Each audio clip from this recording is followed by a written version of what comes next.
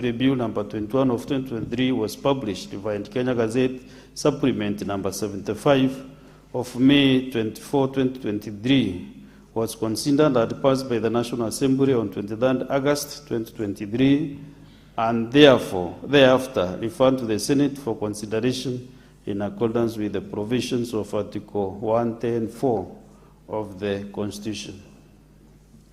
And whereas the Senate considered and passed the bill with amendments, which upon consideration by the National Assembly were rejected on Tuesday, 8 October 2024, following which the bill was committed to a mediation committee appointed pursuant to Article 113(1) of the Constitution. Further, whereas in accordance with the provisions of Article 113(2) of the Constitution and standing under 150, the National Assembly considered and approved the amended version of the Food and Feed Safety Control Connection Bill, National Assembly Bill number 21 of 2023, on Tuesday, 7th April 2026, in the form agreed to by the Mediation Committee on the bill. Now, therefore, in accordance with the provisions of Article 113 of the Constitution and standing under 154B of the National Assembly Standing Orders, I hereby convey the same decision of the National Assembly to the Senate. I thank you. Next order.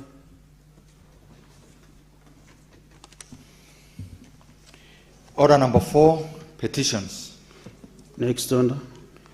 Order number 5, papers. Senate Majority Leader.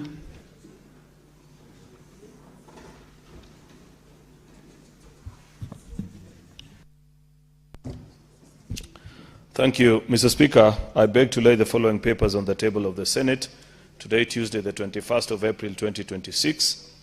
This is the Auditor General's report. Auditor General's summary report on county governments for financial year 2024-2025. The Office of the Director of Public Prosecutions annual report for financial year 2024-2025. Auditor General's performance audit report on the provisions of early childhood education and development, ECED, by the County Government of Kilifi. The Commission on Administrative Justice biannual report for the period January to June 2025. Mr. Speaker, I beg to lay.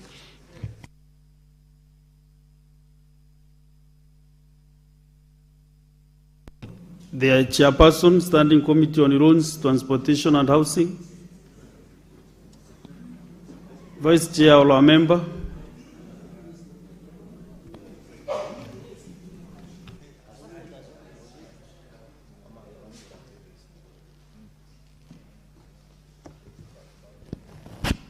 Mr. Speaker, sir, I beg to lay the following paper on the table of the Senate today, Tuesday, 21st April 2026. Report of the Standing Committee on Roads, Transportation, Housing on its consideration of the National Construction Authority Amendment Bill, Senate Bills number 15 of 2025. I beg to lay. Next is the Chairperson, Standing Committee.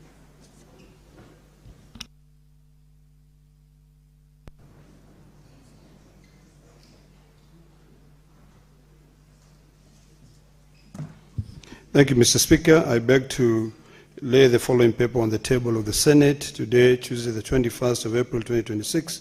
Report of the Standing Committee on Health on the County Oversight and Network Engagement in Bungoma and Kakamega counties.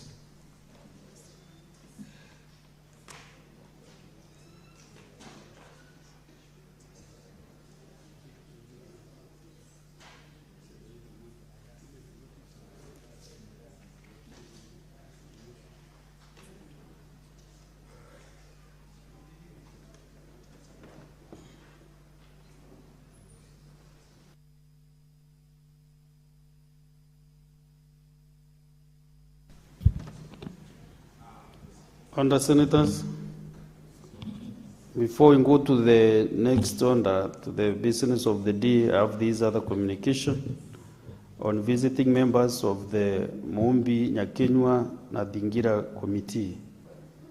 Honorable Senators, I would like to acknowledge the presence in the public gallery this afternoon and the delegation of visiting members of the Mumbi Nyakenywa na Dingira Community Committee.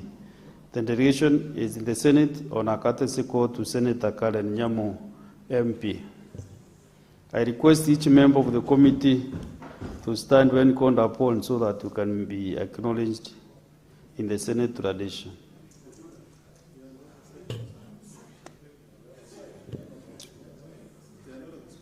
I will use my discretion of standing order number 1 to call them.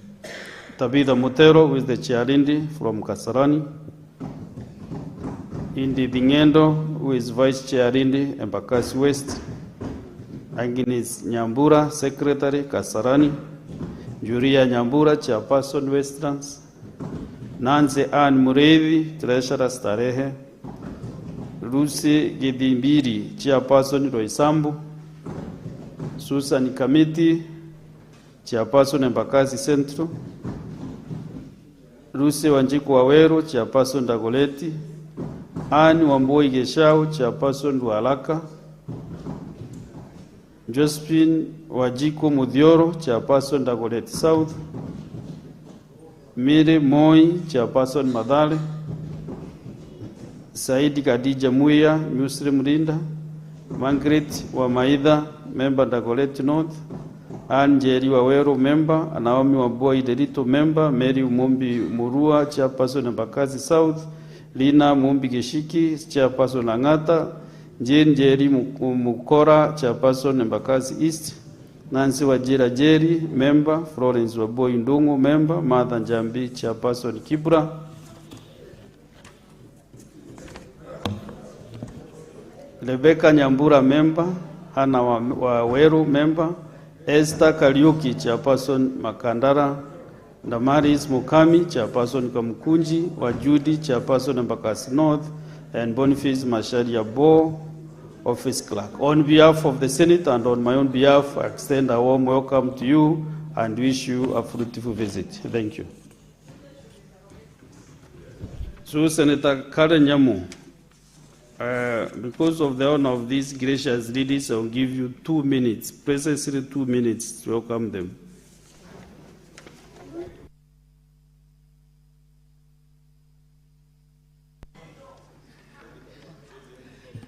Thank you very much, Mr. Speaker. The Mumbi Nyakenywa group consists of mature women, mainly from the Kikuyu community of Nairobi, and they are role models in the community, they are mobilizers in the community, and they are highly respected in the community as well. I want to take this opportunity to extend an invitation to you all as you follow closely our proceedings. I will also be reading a personal statement pertaining my coronation recently. Thank you, Mr. Speaker. As one of them, Nyakenywa. Thank you, Mr. Speaker.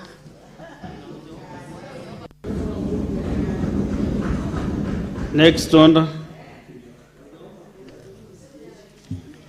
Order number 6, notices of motion.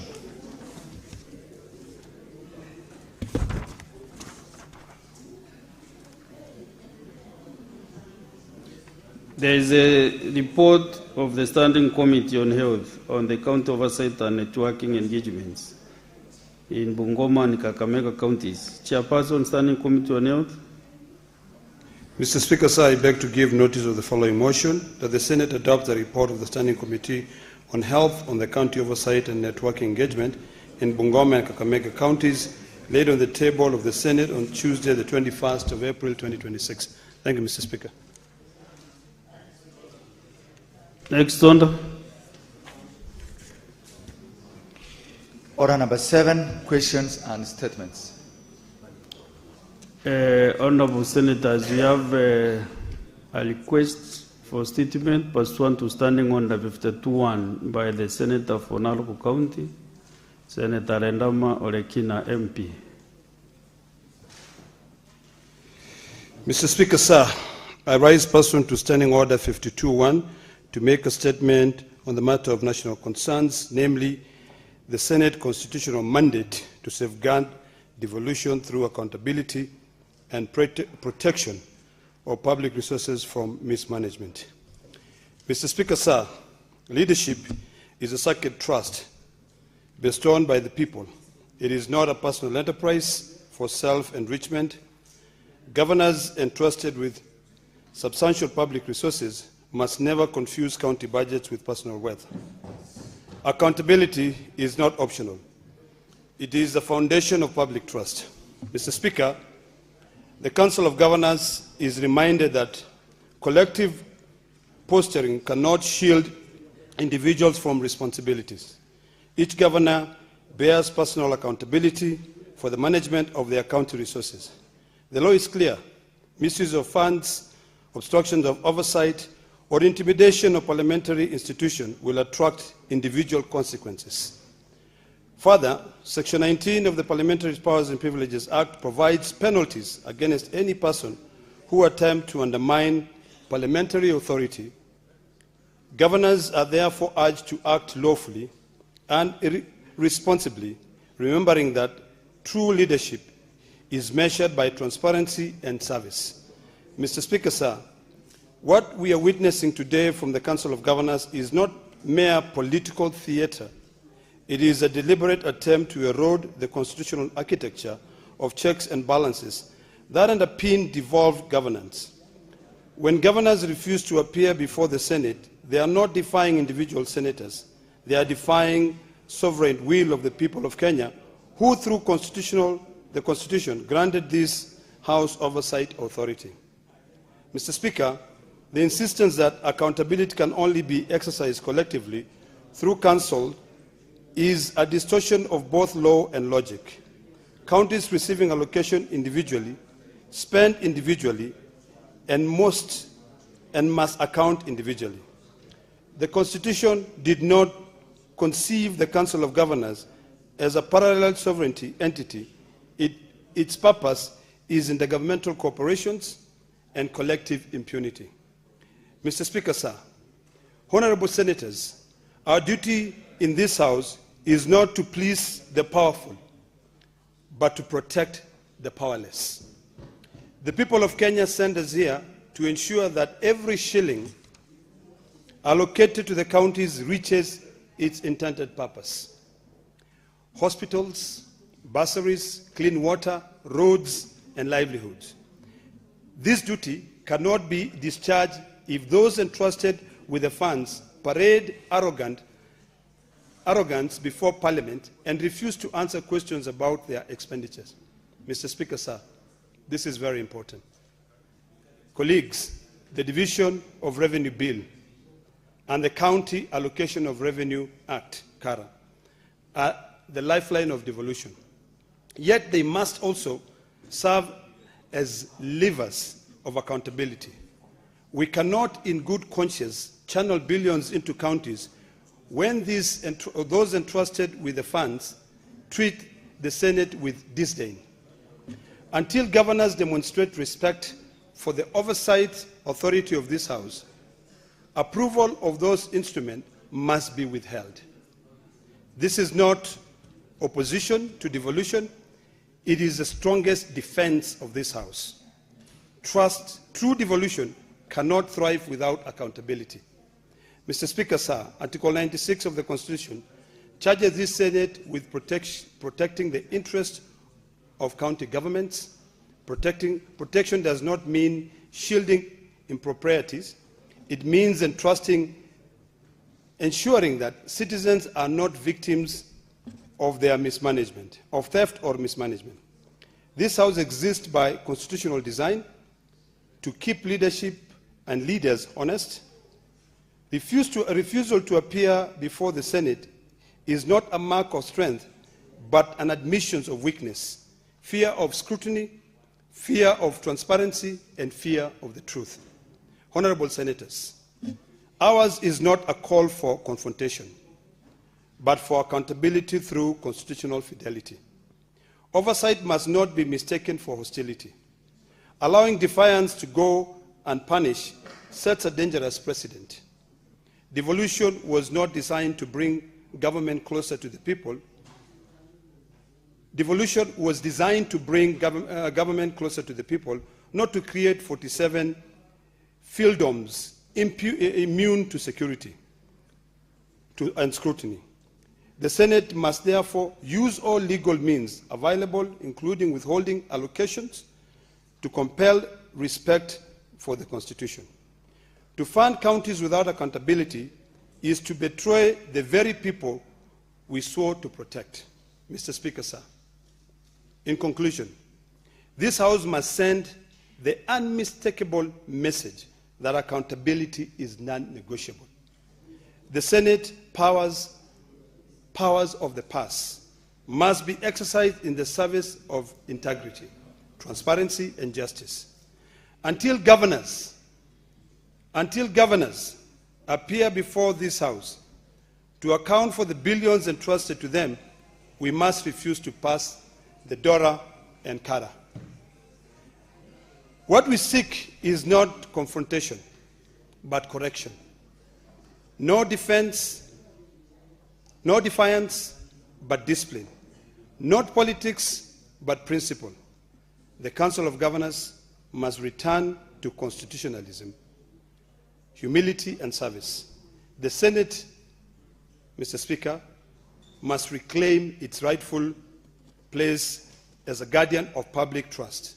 And together, colleagues, we must remind all who hold public office, the people of Kenya are the ultimate sovereign and they demand accountability. I thank you, Mr. Speaker. This statement was requested on the 1st of April, 2025. Okay, thank you. Now, of course, there are no comments on statement under 52.1. Let's go to statements pursuant to Standing Order 53.1. Senator Samson Chelage.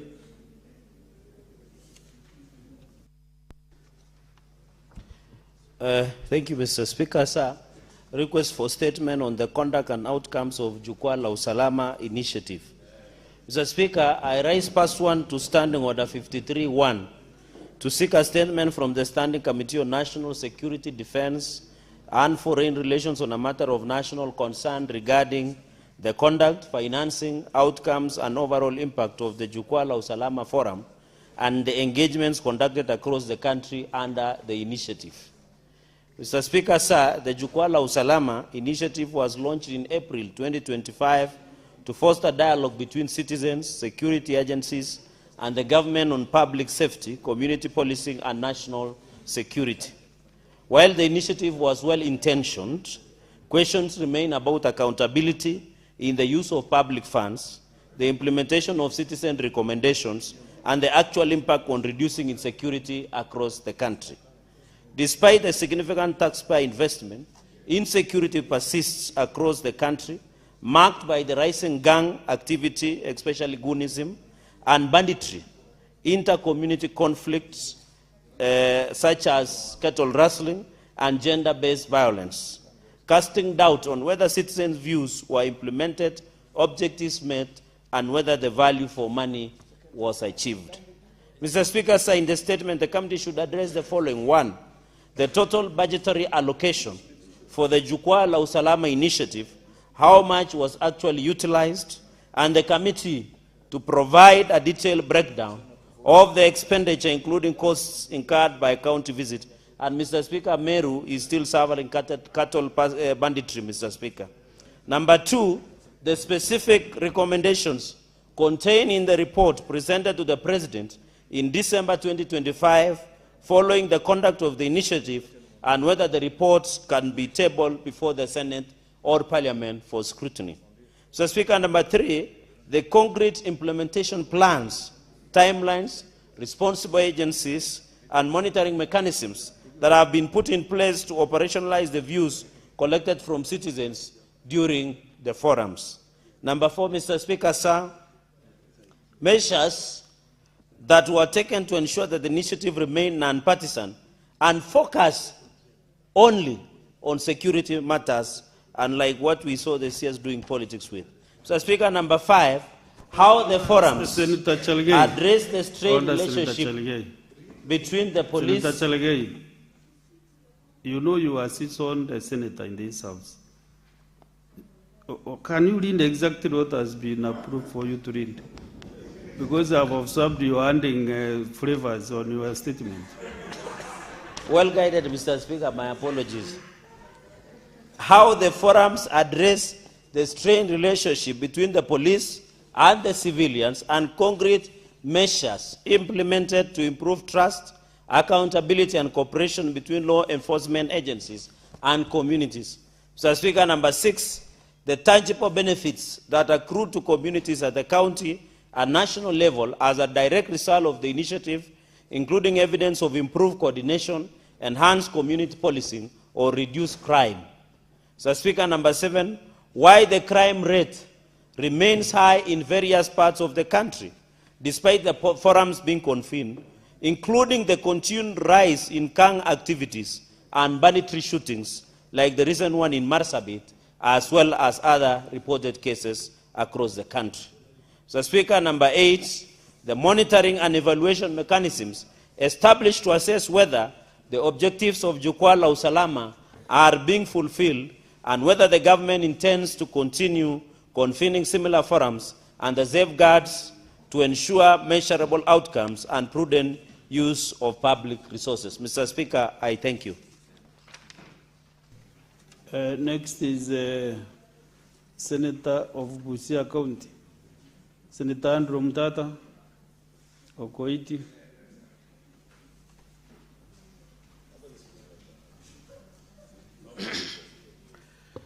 Mr. Speaker, sir, thank you for the opportunity. I rise to request for a statement on the implementation of the Voluntary Early Retirement, VER, program at the Kerio Valley Development Authority.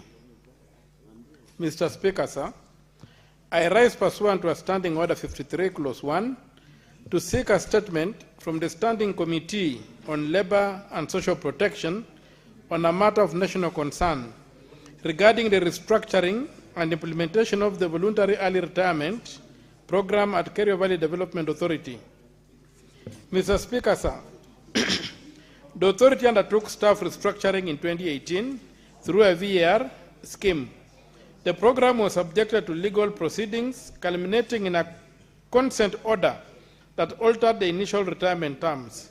However, numerous former employees have raised grievances regarding underpayment, delayed payment, and non-payment of their dues, despite binding agreements and court determinations.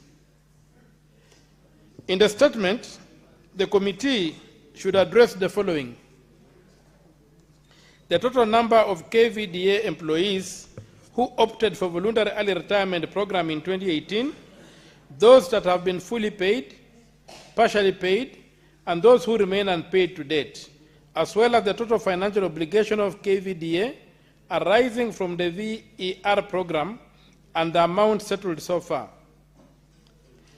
2, whether KVDA has fully complied with the consent order of 2018 regarding revised VER terms of unionized employees, steps taken by KVDA to implement subsequent court judgments requiring recalculation and payment of dues to affected employees, and reasons for any non-compliance or delayed compliance with court orders and legally binding agreements. 3, the criteria used in computing retirement benefits under both the original VER offer and the revised consent terms, identification of employees affected by discrepancies in benefit calculations, and the corrective measures undertaken, and the status of payment of key components, including notice pay, severance benefits, and accrued leave, provident fund, and golden handshake. 4, whether tax waivers granted by the government of VR packages were fully applied to all eligible employees. Explanation for cases where payee or other deductions were irregularly applied, and measures in place to refund or rectify any unlawful deductions. 5, whether adequate budgetary allocations have been made by the National Treasury to settle an outstanding VR all outstanding VR obligations, the timelines within which all pending payments will be settled, and any financial or administrative constraints hindering full settlement of dues.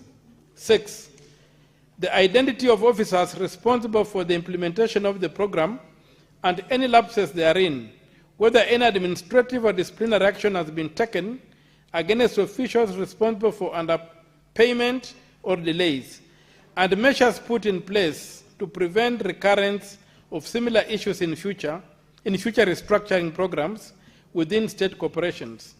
And finally, 7, how and when all affected former employees will receive their full entitlements, mechanisms established by KVDA and the Ministry to address grievances and facilitate out-of-court settlements where applicable,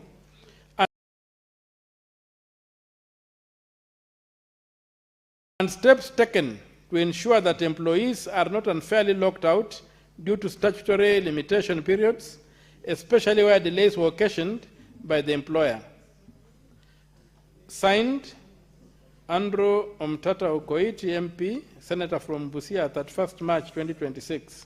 Mr. Speaker, I've got a second statement. I seek Yes, to proceed, please. Proceed. Thank you, Mr. Speaker, sir. My second request for statement is on environmental governance failure and the destruction of critical ecosystems in Kenya.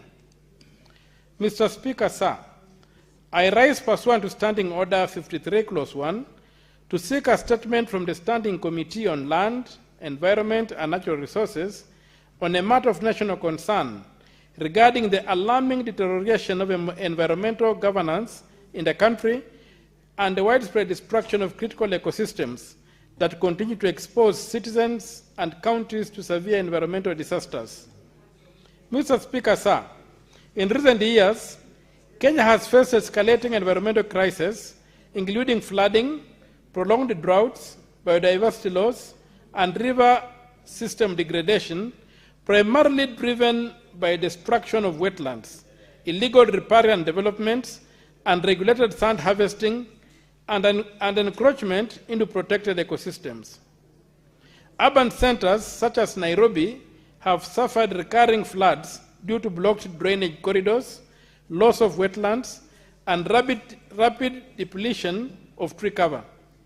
Despite the presence of regulatory agencies such as NEMA, KFS, and WRA, environmental degradation persists, raising concerns over weak enforcement, regulatory failure, and possible corruption in approvals and licensing. The continued destruction of vital water towers, notably the Mao Forest Complex, poses grave risks to national water security, food production, disaster preparedness, and the safety of communities across the country.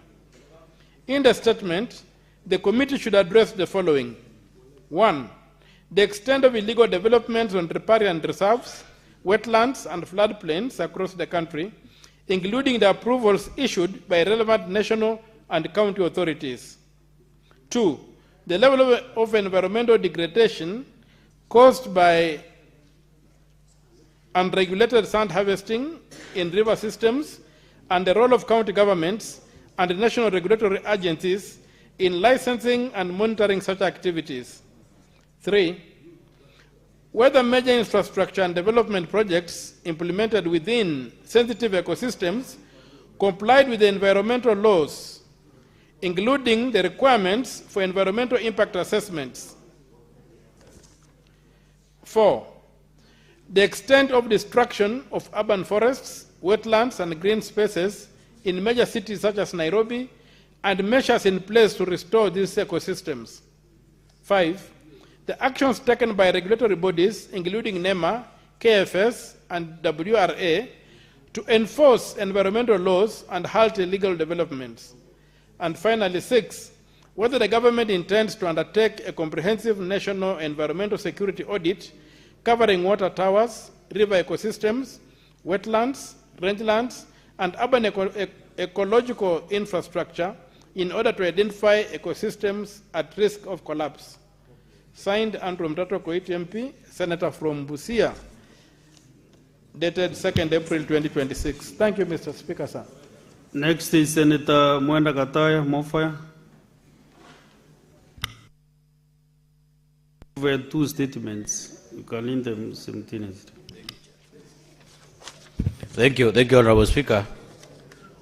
Honorable Speaker, I rise pursuant to Standing Order 53.1 to seek a statement from the Standing Committee on Education on a matter of county-wide concern regarding the operational status of the Raka Technical and Vocational College in the Tharaka County. Mr. Speaker, sir, the Raka Technical and Vocational College is currently facing operational challenges due to delayed disbursement of capitation grants and other exchequer support funding. The institution is grappling with a shortage of qualified trainers and inadequately equipped workshops. These constraints, Honorable Speaker, have contributed to a negative perception of the institution and coupled with the financial difficulties faced by learners due to delayed disbursement of scholarship and loan financed by the Higher Education Loan Board, HELOP, have led to low enrollment levels and high dropout rates. In the statement, Honorable Speaker, the committee should address the following. The steps being taken to resolve the delay by the national government to disburse capitation grants and other exchequer support funding to the Raka Technical and Vocational College. Number two, Honorable Speaker, the committee should also look at the breakdown of the total revenue and expenditure of the college so far in the 2025-2026 financial year. Number three, Honorable Speaker, the committee should make initiatives being taken to adequately equip workshops and upgrade training equipment at the college to support practical running. Number four, Honorable Speaker, the committee should look at whether there are plans to hire additional trainers to address the existing staffing shortage and to ensure effective curriculum delivery at the college. Number five, Honorable Speaker, the committee should also explore the actions being taken to ensure timely disbursement of help, scholarship, and loan financing to learners in order to prevent student dropout due to financial difficulties. This is Senator Mwenda Kataya, Mofaya, CBS Member of Parliament, Tharaka Senator. Honorable Speaker, I have a second statement. Thank you, Honorable Speaker. On the second statement, Honorable Speaker, I rise pursuant to Standing Order number 53.1 to seek a statement for the Standing Committee on Education on a matter of county-wide concern regarding the status of mental health and psychological support services in Kenyan learning institutions. Mr. Speaker, sir, mental health and psychological support are essential to learners' academic, personal, and social development. Yet the shortage of qualified mental health professionals has left many learners vulnerable to challenges that manifest in discipline, unrest, and tragically suicide. Teachers too lack adequate training and support, limiting their ability to safeguard learners' well-being. In the statement, Honorable Speaker, the committee should address the following. Whether there are plans to integrate mental health education into school curriculum to promote awareness and reduce stigma. Two, Honorable Speaker, the budgetary provisions and resources dedicated to mental health initiatives in Kenya learning institutions. Number three, Honorable Speaker, the measures being taken to deploy licensed mental health professionals to support learners and teachers dealing with anxiety, stress relief, and depression. Number four, Honorable Speaker, the committee should also look at the mechanisms in place to ensure effective implementation of mental health support services, including referral pathways to specialized services. The last one, Honorable Speaker, the committee should also look at the current status of the comprehensive mental health systems in Kenyan learning institutions, including proposed timelines and guidelines for implementation. Thank you, Honorable Speaker. This is Senator Mwenda Kataya, CBS Member of Parliament, Senator for Tharaka Nithi. Thank you. What does Senator Kataya done especially than other members who read their statements? Next is Senator Christo Asige. Thank you, Speaker. I rise also pursuant to Standing Order 53.1 to seek a statement from the Standing Committee on Labour and Social Welfare on a matter of international concern regarding Kenya's preparedness to host the 2027 Africa Cup of Nations, AFCON Games, next year. Mr. Speaker, recent reports have raised concerns about the status, accessibility, and compliance of Kenya's proposed venues with Confederation of African Football at CAF standards, which are critical for the successful staging of this continental tournament in Kenya. In the statement, the committee should address the following issues.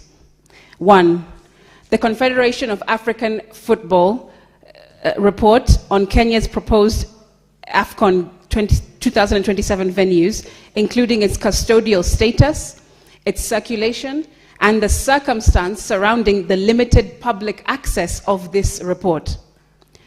2, the deficiencies identified at Moi Sports Center, Kasarani Stadium, Nyayo Stadium, and Talanta Stadium, together with the status of compliance with CAF Category 4 requirements, including spectator circulation and segregation, the plans for venue operations, and functional zoning for teams, officials, and media. 3, the incorporation of universal accessibility standards under the Persons with Disabilities Act of 2025, including whether such requirements formed part of the design of Talanta Stadium or are being integrated onto ongoing works at existing venues through retrofitting. Number 4, government financial and infrastructural commitments towards AFCON Games 2027 preparations, including the Kenya shilling 3.9 billion hosting fee and the implementation roadmap with timelines and milestones for addressing CAF requirements, ensuring that the venues meet the standards for safety, accessibility, and operational readiness to host the tournament in Kenya next year. I thank you. Next is Senator Mohamed Chute.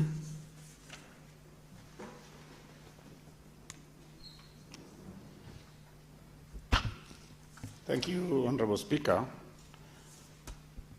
This is a request on a statement in regards to amphitheater in Lengalani, Marsabit County. Mr. Speaker, sir, I rise pursuant to Standing Order 53-1 to seek a statement from the Standing Committee on Labour and Social Welfare on a matter of county-wide concern regarding the construction of the amphitheater in Lengalani, Marsabit County by Bomas of Kenya. Mr. Speaker, sir, the amphitheater is a key cultural and recreational facility intended to promote arts, culture, and tourism in Loyangalani and the surrounding region.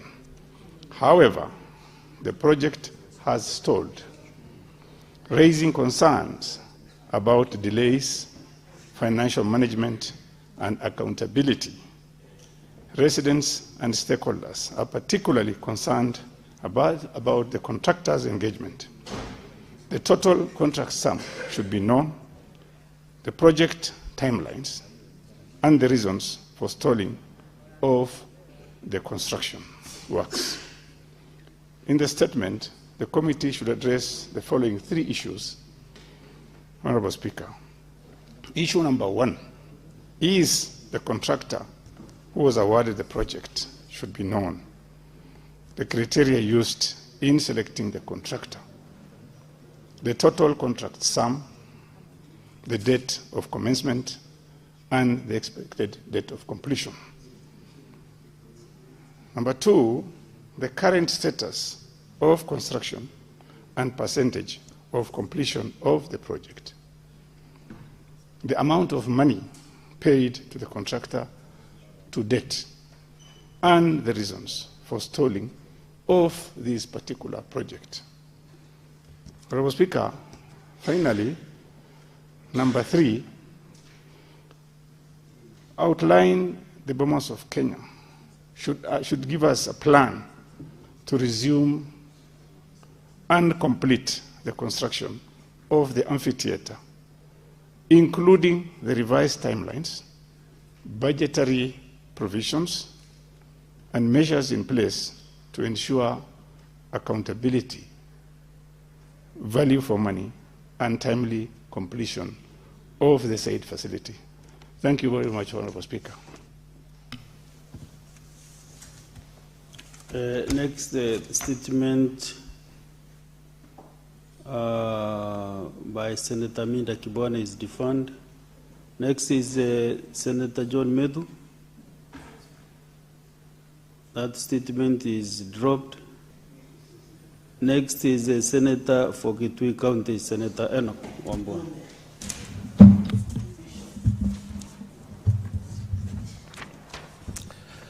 I thank you, Mr. Speaker.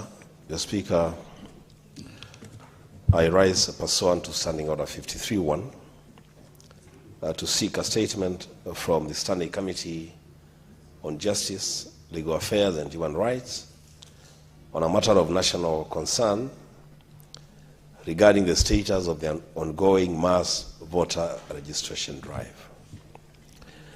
In the statement, the committee should address the following. One, the capacity of the Independent Electoral and Boundaries Commission, IBC, to undertake the ongoing and planned phases of enhanced continuous voter registration exercise, including an assessment of the adequacy of related budgetary provision, personnel, and biometric voter registration kits. Two, the measures in place to ensure equitable access to registration services for persons with disabilities, the elderly, and people in remote and marginalized areas across the country. Number three, the ongoing voter education and mobilization initiatives by IEBC, particularly those targeting first-time voters and the youth generally, as well as vulnerable populations. And number four, the existing safeguards to ensure the integrity, security, and accuracy of voter registration data, including steps taken to prevent system failures or manipulation. I thank you.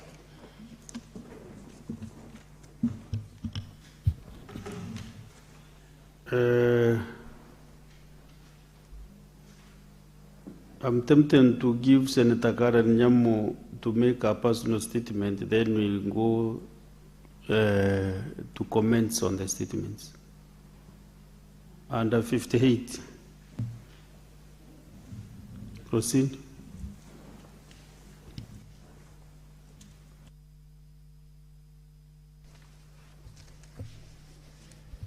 Thank you very much, Mr. Speaker. I rise pursuant to Standing Order 58 to make a statement regarding my coronation as the patron of the Mombi Nyakenywa Nathingira Committee, Nairobi chapter. The coronation, which was conducted according to the traditions of the Agikuyu community, was a great honor for me. It recognizes my role as a woman leader and a custodian of our people's values. I am not just sharing this as a personal achievement, but also to show how our traditional leadership connects with our work in this house. Mr. Speaker, becoming a Nyakenywa means I now carry a responsibility.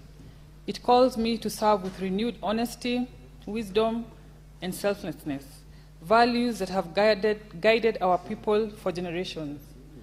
A Nyakenywa is a respected woman in the Agikuyu community. She is chosen after careful consideration of her character, her family life, and her ability to guide others. She is a peacemaker and a source of wisdom, helping to resolve conflicts and protect the community. This role is not new. It is part of a system of leadership that existed existed long before this Senate, guided by fairness, unity, and care for others. Mr. Speaker, I am part of the Nairobi City County delegation, which means I represent a city that is made up of many communities, with diverse people, a vibrant city full of opportunity. But it also has many challenges, especially for women.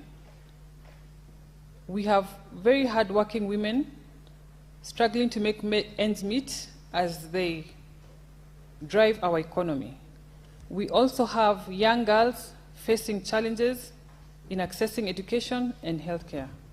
Mr. Speaker, my new role as a Nyakenywa gives me deeper responsibility to listen to these women and work closely with them at the grassroots level without looking at their tribe, religion, or even political affiliation. As a Nyakenywa, I see them all as my own people, and I will stand up for them with new dedication. Mr. Speaker, going forward, I will renew my focus on 3 key areas. Firstly, empowering women economically. I will support policies that give women access to affordable loans, support small businesses, and strengthen women groups. It is a fact that when women are financially stable, they are able to protect themselves and their families. Secondly, mentorship. I will work to connect experienced women with young girls so they can learn, grow, and achieve their dreams. Our girls must know they can succeed in all areas of life. Thirdly, promoting justice and good values. I will speak out against corruption, gender-based violence, and anything that harms our society. I will support laws that protect families, the elderly, and children. Mr. Speaker, sir, this coronation is not just an honor, it is a responsibility, and it calls me to protect, guide, and serve. I promise this House, the people of Kenya and Nairobi, I will carry this role with courage, wisdom, and dedication. I thank you, Mr. Speaker.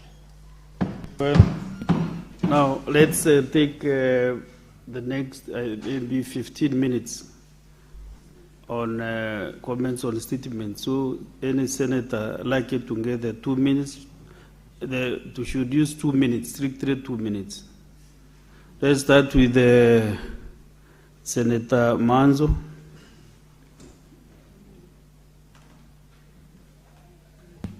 Thank you, Mr. Speaker. Mr. Speaker, I would like to comment on Senator Cheregai's statement on the Jukwaa la Usalama across the country.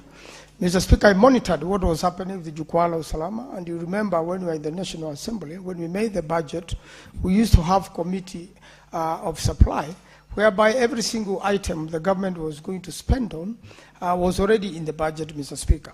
What I noticed when Jukwaa la Usalama went around, and especially for Makueni, where I attended to just make sure that I know what is happening, is that it never really addressed the security issues in Makueni. There was no inner meeting, between the Minister for the CS for Interior and the leadership of Makueni, so that you could know the security issues there.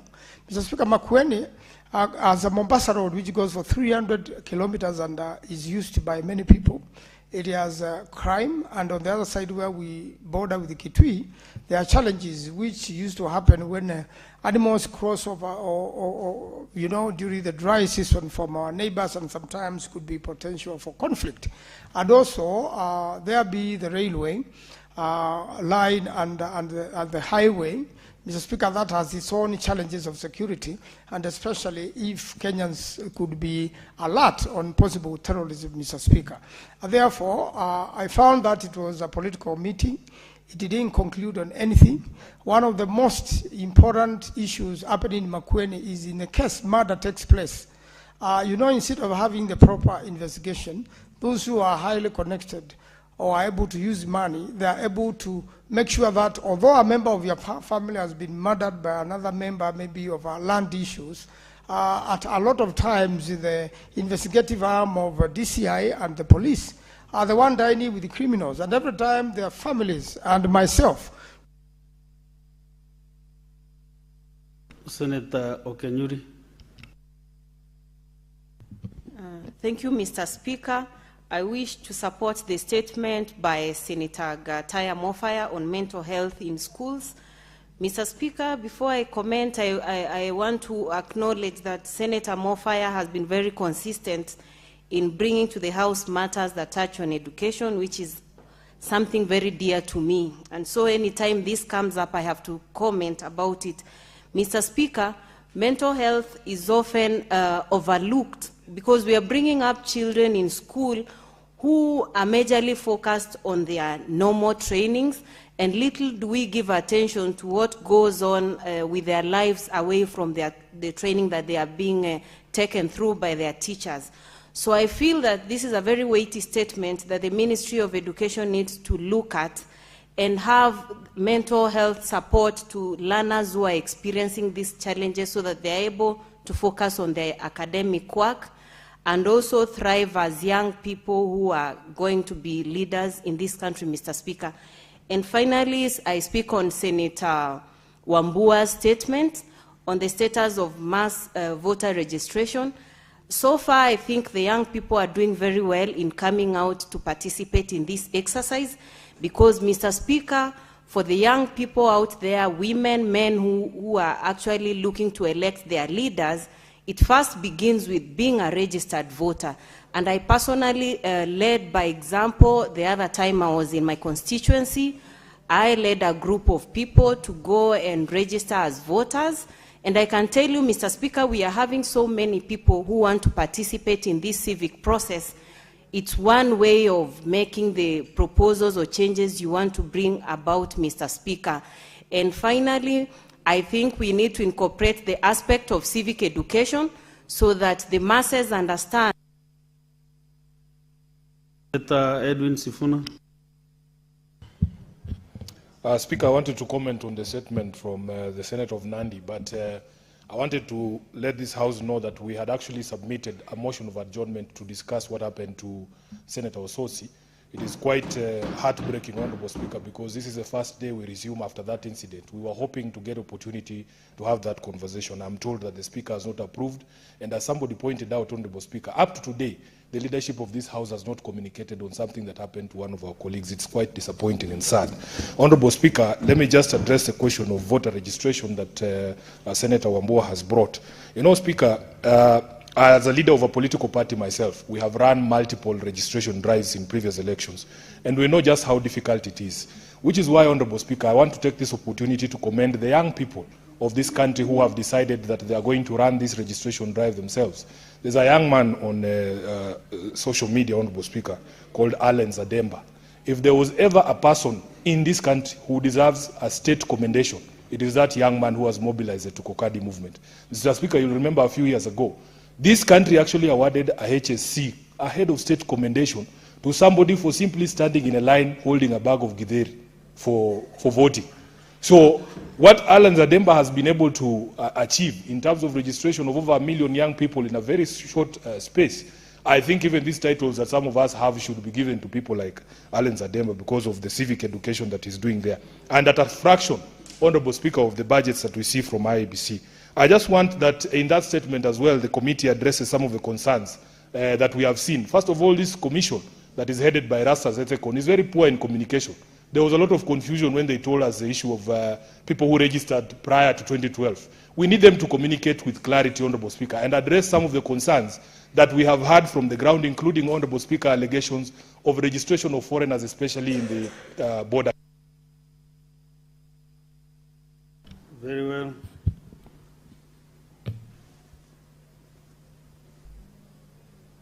Okay. Senator Mohamed Chute. Thank you very much, Honorable Speaker. Honorable Speaker, allow me to support the statement by Senator Cherargei. Honorable Speaker, Jukwaa la Usalama. This issue of saying Jukwaa la Usalama, I want, if possible, It should be called Jukwaa la Balaa. Honorable Speaker, the reason being is this.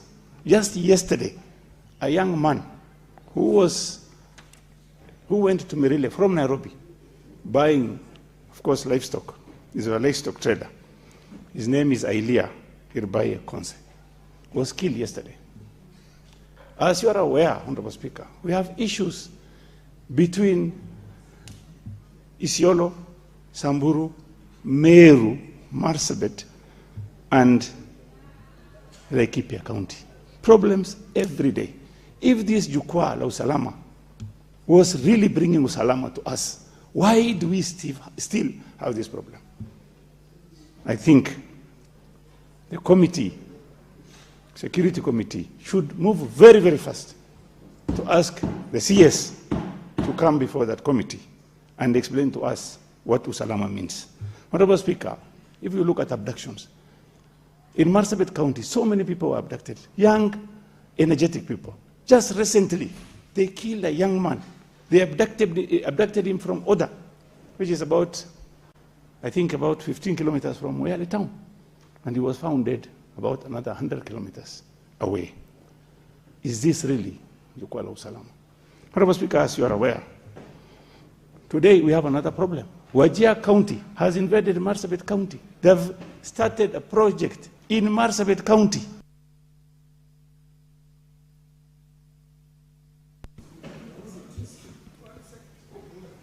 Senator Ole Kina Redama. Thank you, Mr. Speaker. Mr. Speaker, I rise to support the statement by the distinguished senator from Busia County. Mr. Speaker, the issue of the environment is something that all of us must take very seriously. Mr. Speaker, the city of Nairobi, and I'm happy that the good senator has raised pertinent issues on how ignorant we've become. It appears that we only care about what fits us, but we don't care about the future of this nation. Mr. Speaker, the issue of the environment, there is a very serious crisis which has been raised severally, and I'm sure most of you, if you go to the industrial area, like I do every day, you will see a dump site in Likoni Road. You know, this dump site is a menace to this city. Mr. Speaker, that dump site recently, because of that dump site, it caused heavy damages to over 15 industries, which are around this place called Ectoville Estate. Mr. Speaker, there are over 10,000 people who are being employed in those industries. If we don't take this issue of the environment seriously, we not only lose an uprising of the youth who will not get jobs from those industries, but also we will be consuming heavy metals. It's about time that the Ministry of Environment take action, and particularly the Nairobi River Commission. This issue of the Ngong River flooding, there were floods just the other day. If we just come here and talk and no action is taken, Mr. Speaker will suffer. So, Mr. Speaker, I'd like to request the committee to take this matter of these dump sites, which are in the industrial area, very seriously. There are companies there, Mr. Speaker, very important companies like Karatasi Industry, English Press, there's Nabico, there's Tech Park. These are companies that are supporting our economy.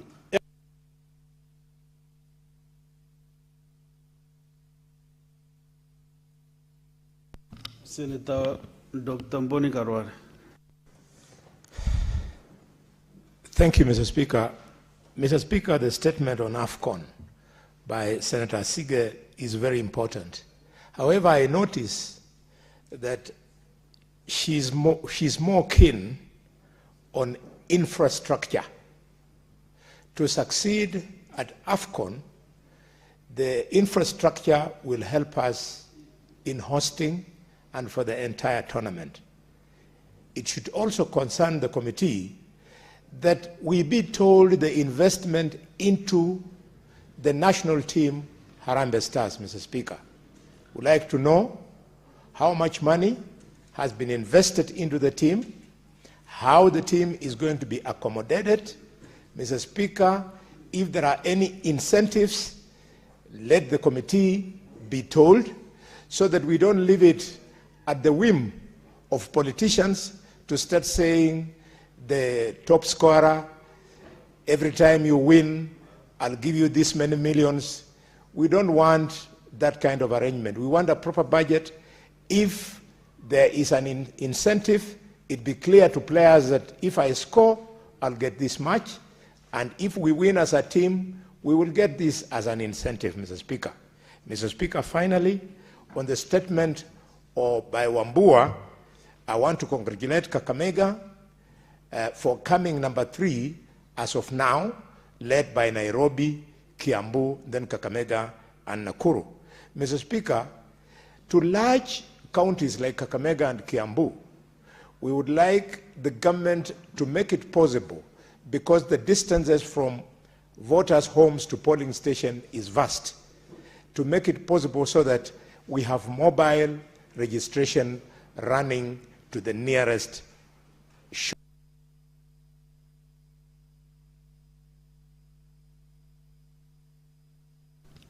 Senator Wabua. Thank you, Mr. Speaker. Mr. Speaker, I rise to make a comment on the statement brought by the Senator for Busia, Senator Omtata, on the matter of dab sites, Mr. Speaker, in the city of Nairobi. Mr. Speaker, unlike Senator Olekina, who says he goes to industrial area every day, I may not be going there every day, Mr. Speaker, but one thing is for sure, that the level at which we are degrading our environment, especially in the city county of Nairobi, Mr. Speaker, it's actually a national crisis. What we are looking at is a situation where very, very soon, Mr. Speaker, if measures are not put in place, certain very, very important companies will have to either reduce the number of staff or close shop because of the level of degradation, Mr. Speaker, that has taken place around those areas. And in particular, Mr. Speaker, you know, when you talk about Karatasi industry, that's a factory that has been in existence for the longest time. Now it's being choked by a dump site, Mr. Speaker. Mr. Speaker, the last time I checked, I saw that the national government was trying to help the city county of Nairobi to manage their solid waste. The Speaker, if it does not begin with the dump sites, then I don't know where that help, Mr. Speaker, is beginning. I want to ask the committee, Mr. Speaker, to move with speed to ensure that this matter is addressed as a matter of urgency, to ensure that our companies remain afloat. Most of the people, Mr. Speaker, I've checked, most of the people who are employed in those companies around that dump site are actually people from Mukambani, Mr. Speaker. So as a leader from that.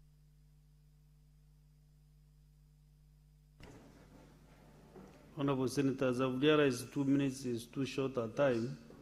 So next time I will revisit that matter. Next is Senator Kisan. Thank you, Honorable Speaker. Honorable Speaker, I want to make comment on the statement by Senator for Kitui on further registration. You know, Honorable Speaker, you know very well we stayed for close to almost 1.5 years without commissioners being in place by IEBC. So it means there is a serious backlog of further registration, and I hope after these 30 days of mass further registration, the IEBC should seek for additional resources so that they can do another mass further registration, maybe between September, October there, or July, August, September, Honorable Speaker, so that our youth and those who have not registered as voters may get an opportunity to register so that they can exercise their democratic right next year, Honorable Speaker. And I want to urge all our youth, all our GNCs, both those in the universities and those at home to register as voters, because it's an opportunity for them so that come next year they have an opportunity to make a decision whom they'll choose as the leader, Honorable Speaker. And I want to urge, especially those from my county, to thank them, because so far they have done good, but they still need to do more. And generally, Honorable Speaker, Kenyans like the last minute. We have the last 7 days now before 28. I hope they'll use this opportunity to go to the polling centers, go to the registration centers to register as voters. I want to urge them, and across the country, and even those in the university, they don't have, and colleges, they don't have to go to the polling stations. IBC has already configured the registration kits. You can register from anywhere and choose the polling station that you want to undertake a voter next year to vote next year, Honorable Speaker. So they should not fear that you don't have to travel all the way to your polling station. You can Senator Sige. Thank you very much, Speaker. I am unfortunately going to complain again about these multi-Congress units, which even though we spent as a Senate several million of shillings to revamp them in the chambers, they continue to be inaccessible, Speaker, especially to those of us with sensory disabilities. And that's unfortunate, Chair. I've been waiting for an opportunity, but I hope that this will be addressed. It's on the same basis of accessibility that I make a comment on Senator Wambua's mass registration statement. Speaker, I unfortunately with pain want to report to the House that I have been to a couple of these centers where the IEBC are performing these registration of new voters, and I have audits. Most of them are inaccessible to people with disabilities. They continue to be so, Speaker. I keep asking the question to IEBC, are your officers trained on disability assistance? Are your centers accessible in terms of having ramps, in terms of having entrances and exits that are accessible to people with disabilities? Speaker, are the kits even accessible to people with disabilities? And these answers continue to come back as negative. Mr. Speaker, I would also like IEBC, through the statement by Wambua, to address issues on uncollected IDs by the public, because that continues to be an issue that will hinder the full participation of every single Kenyan when it comes to our elections next year. Speaker, because if we want a new generation of leaders, we will have to have a new generation of voters. And Mr. Speaker, you will be pleased, or maybe you'll be disappointed to know that in Nairobi, there are over 600,000 uncollected IDs sitting somewhere in buildings, and IEBC and the immigration departments are doing nothing to look for these people to make sure they have their ID so they can go and register to vote next year. Mr. Speaker, in the coastal region, there are also tens of thousands of uncollected IDs. Give Senator Sige 30 seconds to conclude on the coastal region. 30 seconds, starting now. Thank you very much, Speaker.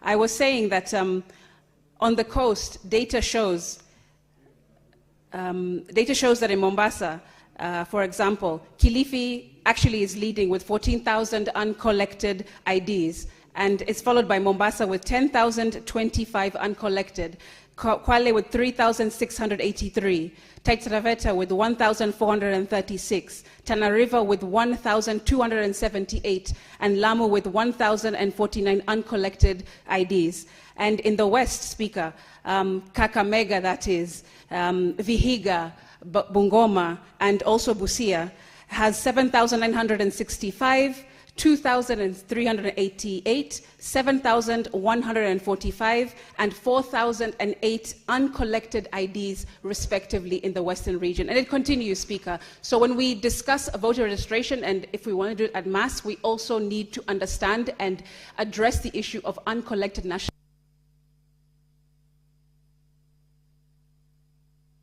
Senator Julius Recha. Thank you very much, Mr. Speaker, for giving me the opportunity to make my comments on the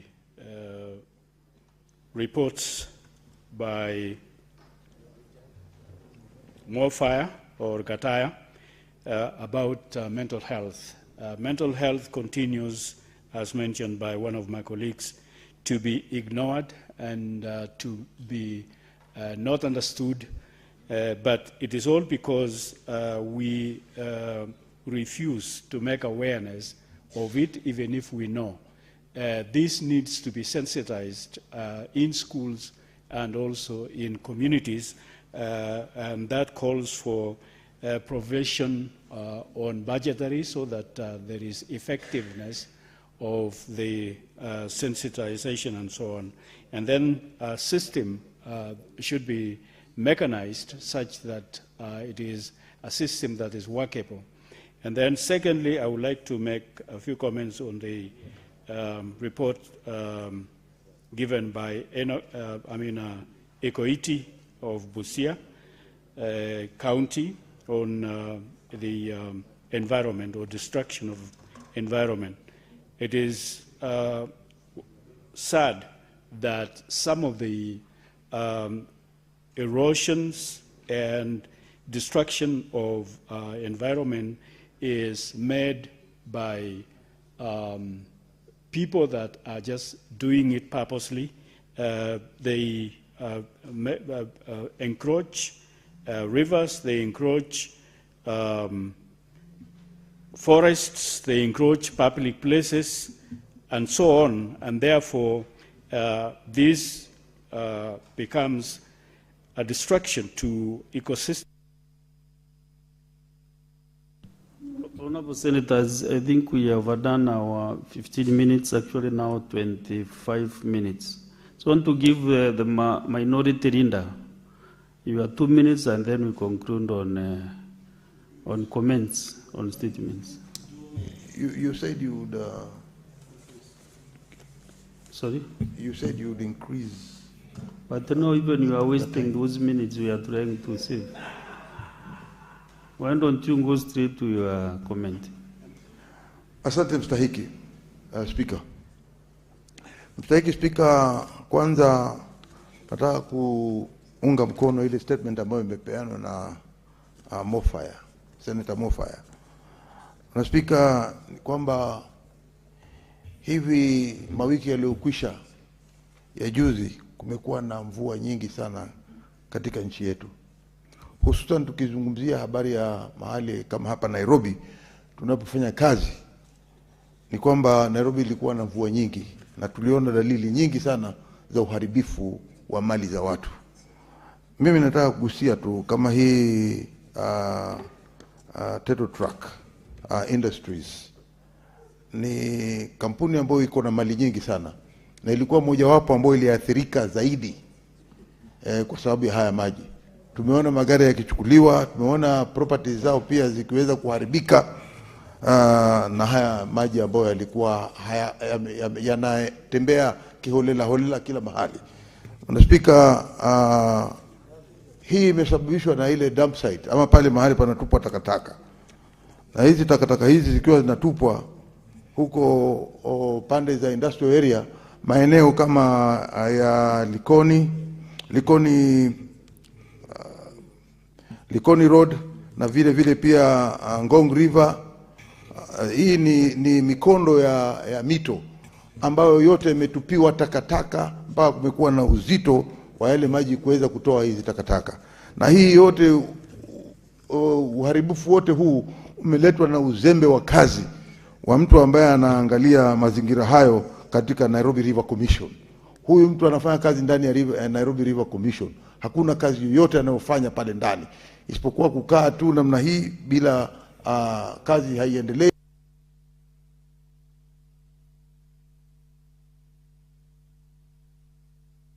Kwa moja basi, moja umalizie. Shukran bwana Daktari Shemegi yangu sasa. Kwa hiyo bwana Speaker, nasema kwamba watu kama hawa ambao wanazembea kazi zao waachishwe kazi mara moja kutoka kwa hizo commission, kwa sababu tunaona uharibifu unaendelea, na kwa sababu mito kama hii ikiwa italeta uharibifu itakuwa ni hasara kwa wale wafanya biashara, na wale wafanya biashara mara nyingi sana watalazimika kufunga kampuni zao, na itakuwa hasara kwa watu wetu ambao watakosa kazi na sio vyema kuenda njia kama hizo. Asante bwana Speaker.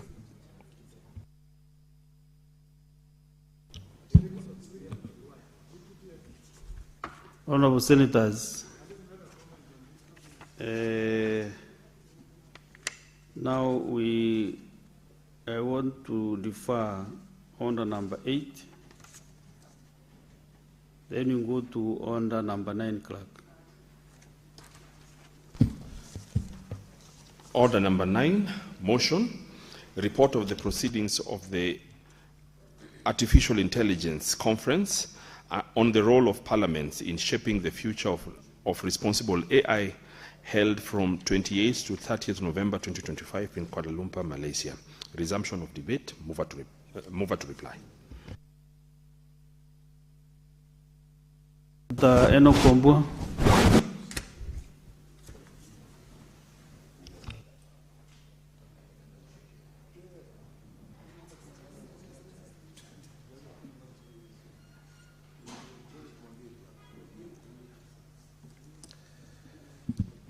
Thank you, Mr. Speaker.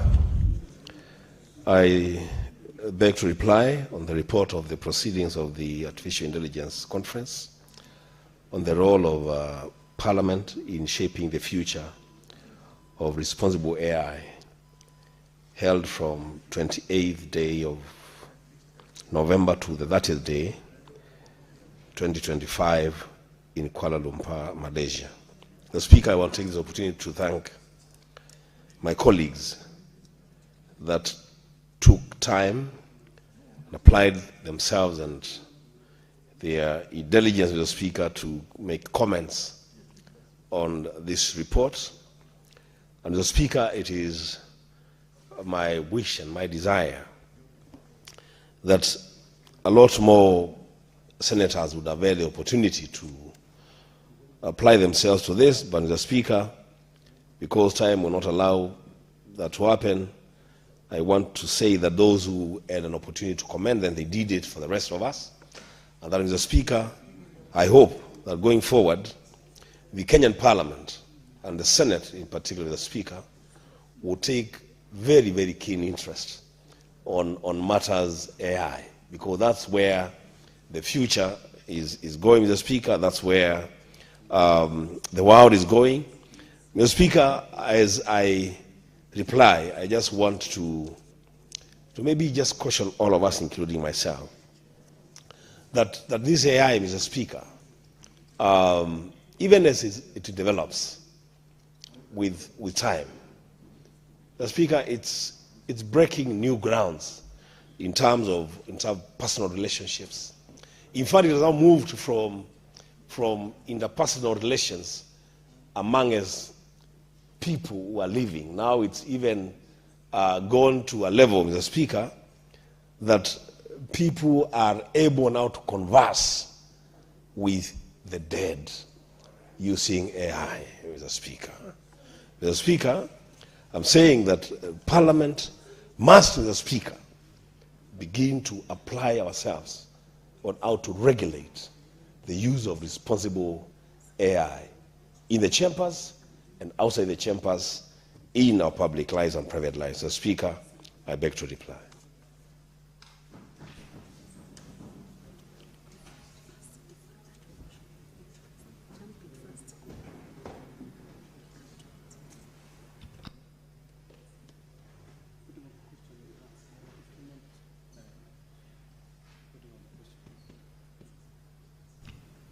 Clerk, I said to know that we have quorum to put the question.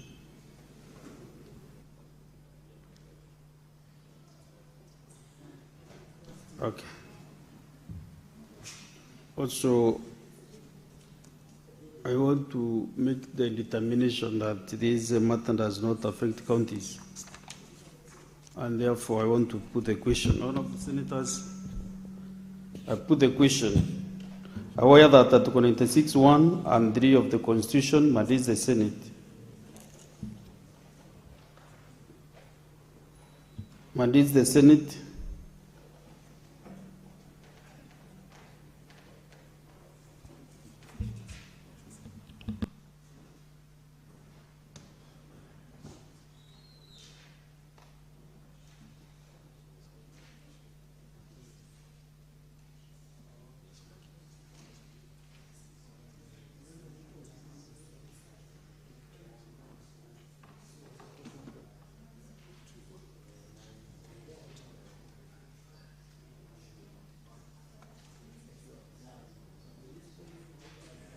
Sorry, Senators. I put the question that the Senate knows the report of the proceedings of the Artificial Intelligence AI Conference on the role of Parliament in shaping the future of the responsible AI from 20th to 30th November 2025 in Kuala Lumpur, Malaysia, then on the table of the Senate on Tuesday, 24th February 2026. Will as many as of that opinion say aye? Aye. Will as many as of a contrary opinion say nay? Nay. The ayes have it.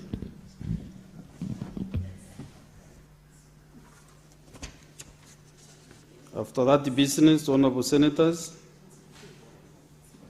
I will reorganize the business to defer under number 10, 11, 12, 13, and 14. And then also reorganize the sequence from 15, 16, 17, 18, 19. We go to all the way to under number 24. Motion by Senator Veronica Maina. Order number 24, motion, mainstreaming gender perspectives in legislative and policy processes. Senator, resumption of debate. Senator Veronica.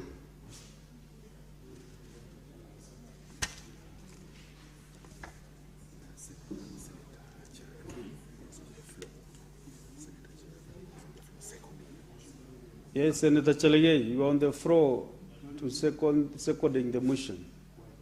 How many minutes do you have? Proceed and conclude.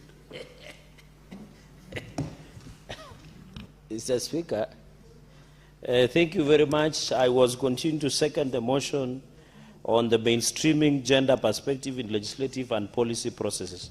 Mr. Speaker, you remember in the last session, for some of us who have been lucky to be around for some time, Chief Justice David Maraga delivered a ruling, then or advisory opinion by the Supreme Court that Parliament was not constitutionally constituted because Parliament had violated Article 27(8) on the issue of a two-third gender rule, where we failed the threshold, Mr. Speaker, sir. And that brings a lot of quagmire, legal quagmire, that affected, Mr. Speaker, the role of women. And I want to congratulate Senator Veronica Maina, the distinguished senator, nominated senator, of course, and the SG Emeritus of the United Democratic Alliance ruling party for thinking critically. And that is why the role of women in this country and marginalized groups cannot be gainsaid, Mr. Speaker. And I saw the distinguished senator of Nyamira wishing his mother, I think, a happy birthday. And she is growing graciously. And the strength of men is in women. Mr. Speaker, there is a song sung by Shaggy that says, "Strength of a woman." And then there came a Nigerian singer, I'm forgetting the name, that says, "What a man can do, a woman can do it better and proper." Mr. Speaker, and even they said, beside, I don't want to say behind, beside every successful man, there must be a gracious lady. Mr. Speaker, the role of women in our society, most of the families, and I'm saying this because, Mr. Speaker, over the weekend, I joined women from AIC, Lelmokwa DCC, Mr. Speaker, and AIC Kamnyamisa DCC for their training, and I was telling women that they have a unique role in this country. Their role goes beyond the kitchen. Their role goes beyond the housekeeping. Their role goes beyond giving birth, Mr. Speaker. Their role is so unique that women from Beijing in 1995 have a role to sit in the governance and decision-making, Mr. Speaker. I must appreciate, Mr. Speaker, that women continue to play a critical role in leadership and governance. And I'm the biggest champion, Mr. Speaker.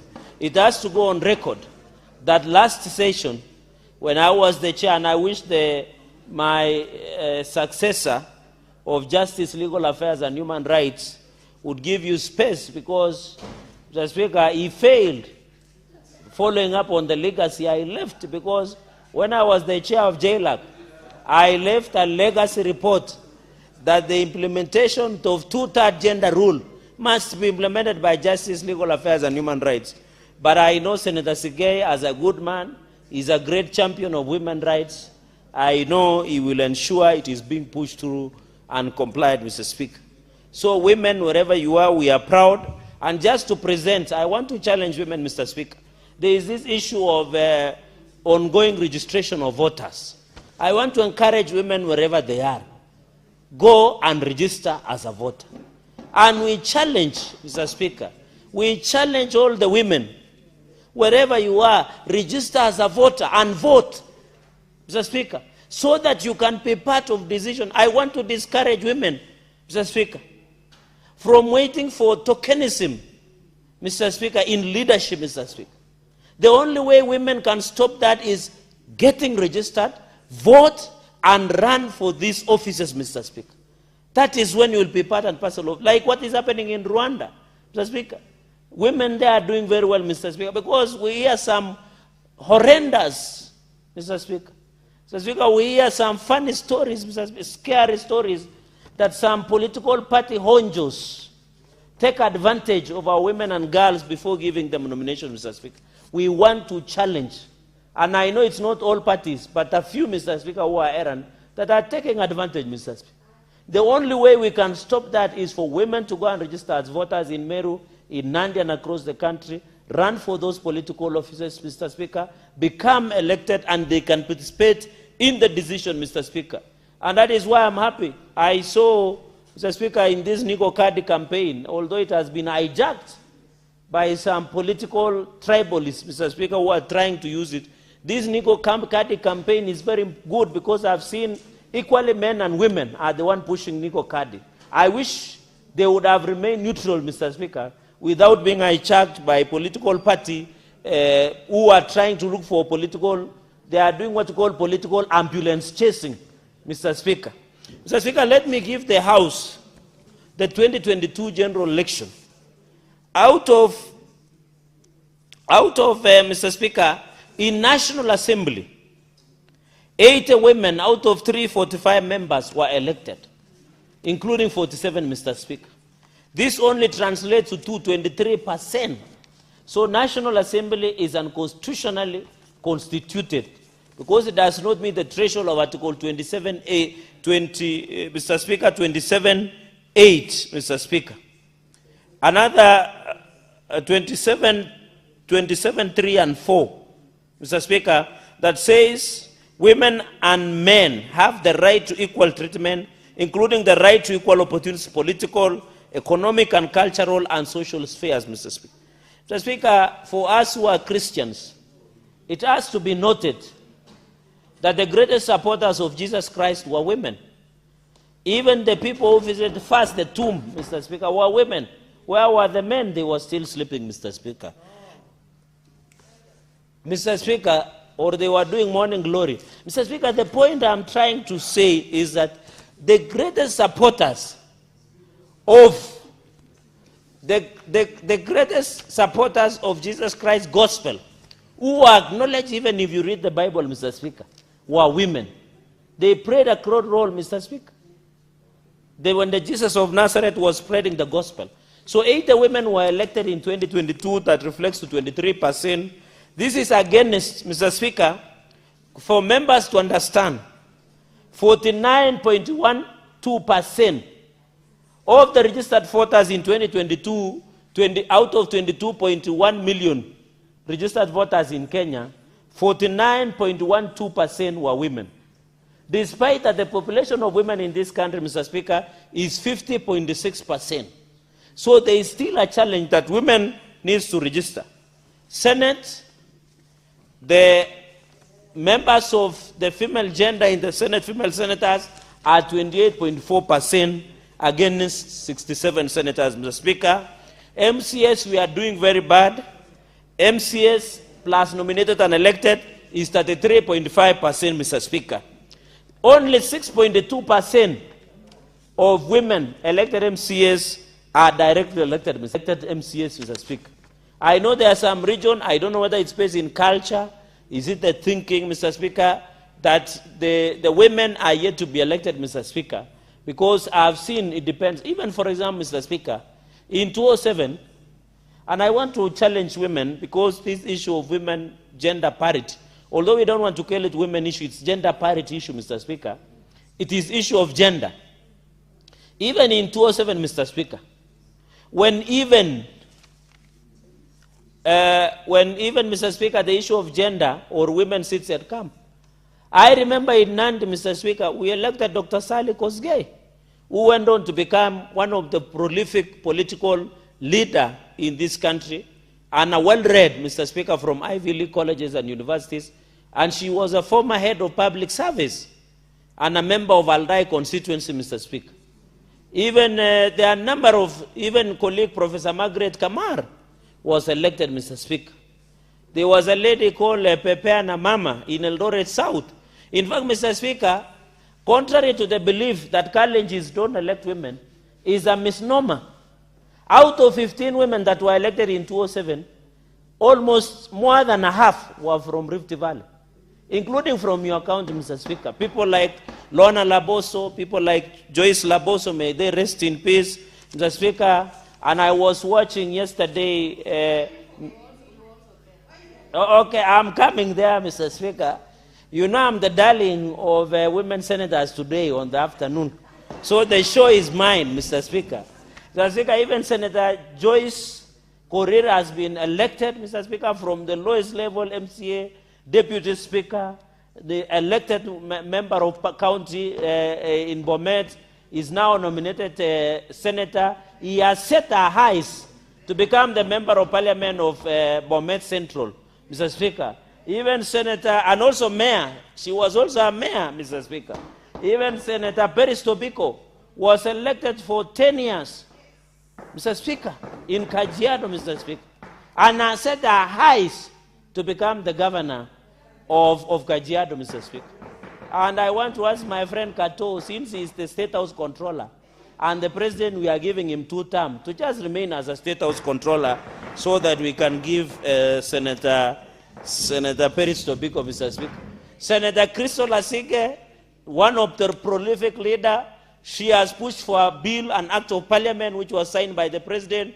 The rumor mill has it that she has set her highs for Nairobi women representative, but we'll know that one when 2020. Even my good sister, Mr. Senator Cherargei. Yes. For purposes of housekeeping, yes, we have got system challenge in terms of timekeeping. So your time remaining is 3 minutes 45 seconds for purposes of that contribution. The chair felt it's important to alert you of that. Mr. Speaker, you may now proceed. You may now proceed. But I had 16 minutes. Why is it that when I start acknowledging my female colleagues, Mr. Speaker, at the time is suddenly being switched off? And I wanted to celebrate Senator Miraj Abdullahi. Mr. Speaker, she is running for a member of parliament, Mr. Speaker, in Mombasa County, and we are proud of her. Mr. Speaker, what I wanted to say in short is that the issue of gender is very critical, Mr. Speaker. We must ensure that we factor the role of women, even in religion. Mr. Speaker, and a couple of days, I was attending an ordination of Reverend Emily Chelagat Chirchir as ACK Ajidikon of ACK Kapkumur Ajidikonary, Mr. Speaker. So we need women in leadership. I've seen even the ACK Church, Mr. Speaker, have ordained a Kattenbury, a women bishop, Mr. Speaker, to lead the ACK Church at the Anglican Church, Mr. Speaker. I also want to congratulate my good friend, Venerable Philip Kibrono Ruta, who was ordained as the ACK Ajidikon of Alda Ajidikonary. Mr. Speaker, the reason I wanted to mention this is we need to ensure that the mainstreaming of gender is not only on elective position, even appointive, Mr. Speaker. But I know the issue of appointive can be easily done, Mr. Speaker, and we need to ensure there is an integration, Mr. Speaker. And even people who are running for presidents, I want to challenge Senator Okiya Omtata, who has shown interest to run for president. He must tell us what he will do for women. I know what President William Ruto will do for women. I know he has done a lot in cabinet. He has made very good campaign. For the first time, we have an Attorney General, a classmate, I don't know whether it's classmate of Senator Okongo Mugeni, Douglas Odwar, who is the Attorney General, Mr. Speaker. President William Ruto has done very well in SHA, Mr. Speaker. Linda Jamii, where Senator Linda women Cherargei. are integrated, Mr. Speaker. Senator Cherargei, Senator Omogeni would like to inform you. But freeze my Would you time. like I have to 1 be minute, informed? You've 24 got 1 seconds. minute, 24 seconds. Senator, Senior Counsel, proceed to inform. Yes, Mr. Speaker, sir, I wanted to correct Senator Cherargei, or rather to inform him that Madam Dorcas Odur is a fairly senior member of the Law Society of Kenya. She joined the bar many years ahead of me. And when you mention her name, you should also tell Kenyans that she was a distinguished prosecutor on behalf of the DPP for many years, before she was elevated to the position of Attorney General, one of the pace setters in the legal profession. But she was not my classmate because she's far, far senior than me. Thank you.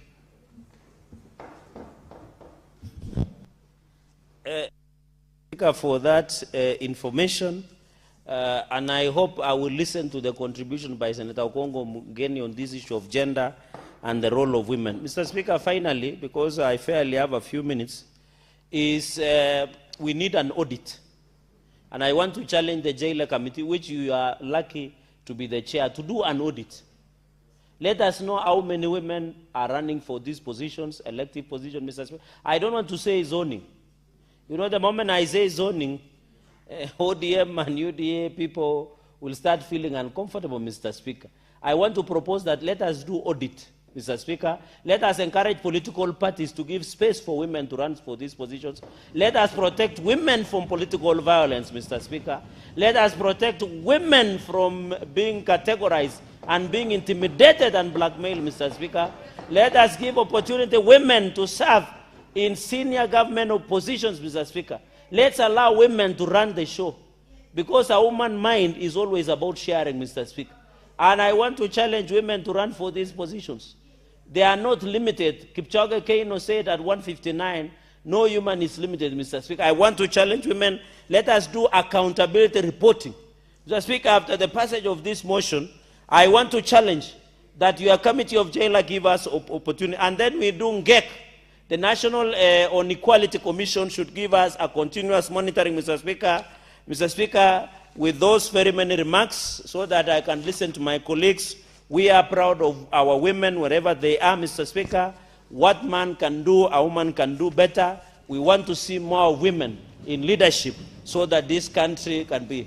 And I know today I'll be the most popular male senator in the Republic of Kenya after supporting women, Mr. Speaker. Thank you, and I beg to second.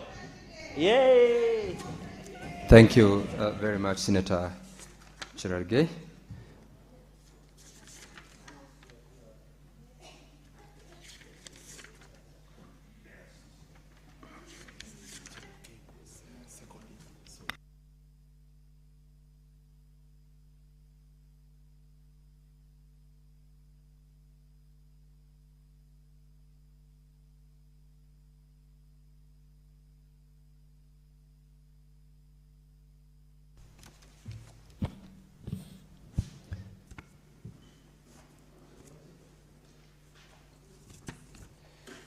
Now, Honorable Senators, having heard Senator Cherargei second the motion, I propose the question that, aware that Article 27 of the Constitution of Kenya guarantees the right to equality and freedom from discrimination, with Article 27, Sub-Article 3, providing that women and men have the right to equal treatment, including the right to equal opportunities in political, economic, cultural, and social spheres.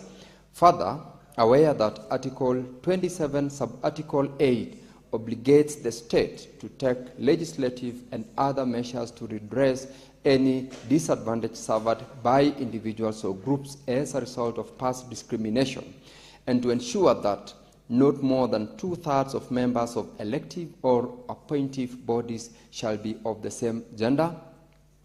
Cognizant that mainstreaming gender perspectives in all aspects of governance is essential to achieving inclusive development and safeguarding the rights and welfare of all citizens, particularly women, girls, and other marginalized groups.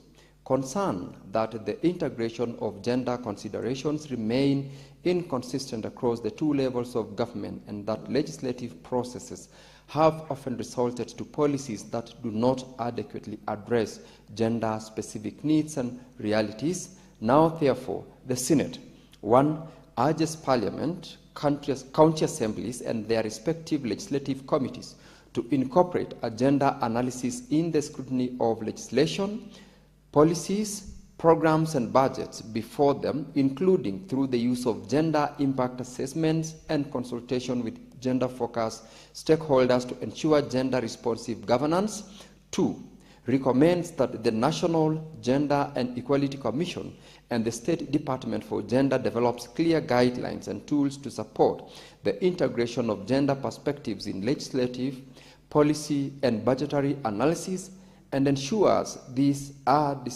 disseminated and adopted by relevant government and legislative bodies.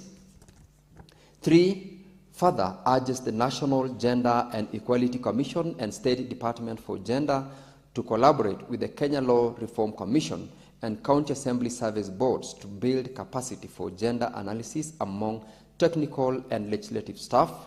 4, urges the State Department for Gender to submit to Parliament a comprehensive biannual report detailing actions taken by ministries, departments, and agencies to promote gender mainstreaming, key achievements, emerging challenges, and proposed interventions. And 5, resolves that the Standing Committee on Labor and Social Welfare continuously monitor the implementation of these resolutions and tables biannual report on the status of implementation. Now, Honorable Senators, having proposed the question, the motion is now available for contribution by the honorable members. And just for purposes of housekeeping, I've seen the Honorable Senator Boni Halwale, Senator Mundigi, Senator Mungatana, and Senator Madzayo have queued on the intervention button and not on the request to contribute button. So the natural assumption is that you probably wanted to intervene otherwise than contributing to this motion. And if that is the case, yes. Very well, Senator Mugatana, the chair has noted that. So if your intervention and order is on that comment I made, I will work on the listing. I will therefore, Senator Joyce Korir, I will allow you to go first as I work on the requisitions by members.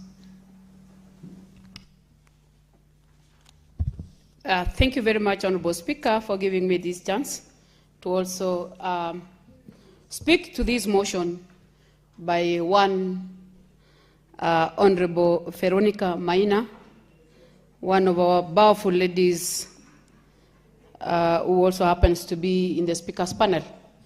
I just want to thank Honorable Veronica Maina for bringing this issue of gender mainstreaming, which I know, Honorable Speaker, as it has been touched by the Honorable Cherargei, who seconded this motion. This gender issue has become a challenge. I remember, Honorable Speaker, when I was in the National Assembly, the ruling was made, and it is true that the houses are not constitutionally constituted, ranging from the National Assembly, the Senate, to the county assemblies. Honorable Speaker, this is an issue that I want to urge this House that we need to address, because matters gender is not only affecting the women, but it cuts across. Honorable Speaker, a number of countries have tried in terms of making sure that they observe and implement the issue of gender. And by so saying, Honorable Speaker, I want to mention the Parliament of Rwanda, where they have tried in terms of making sure that they give room to gender mainstreaming to an extent that women are in good position together with the men. Honorable Speaker, gone are the days when our women are taken for granted. They are no longer homemakers, as they used to think that the work of women is just to stay at home, look after the kids, look after their husbands. It is our responsibility as women. But I want to say, Honorable Speaker, we've been in leadership for some time, and still we are parents. And I want to say this, Honorable Speaker, we have families. Sometimes there's a notion and a culture that has been built to an extent that people believe that women, when given chance, they tend to forget their responsibilities. Honorable Speaker, I stand today to speak of the number of years that I have served, together with a number of women here, and to say what men can do, women can do better. Honorable Speaker, not only that, I must specifically thank this government, led by His Excellency the President, for the efforts that he has given in terms of making sure that he tries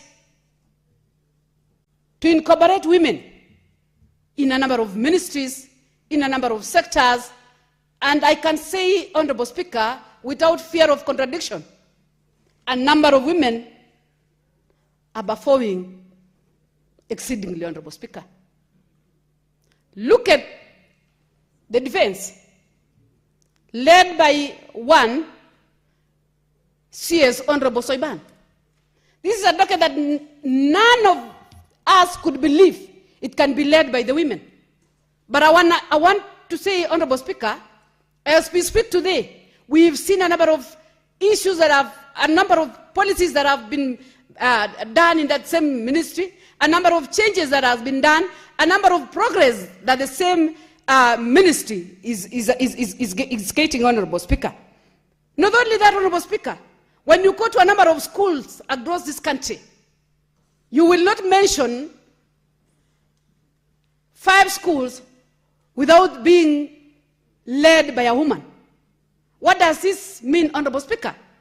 It means the women are performing, and we are not underrating the men. What we are only saying is that we are also up to the task as women. Let the women be given the chance. Can we stop violence? Some of us, we cannot fight even the young boys, but we can walk the talk.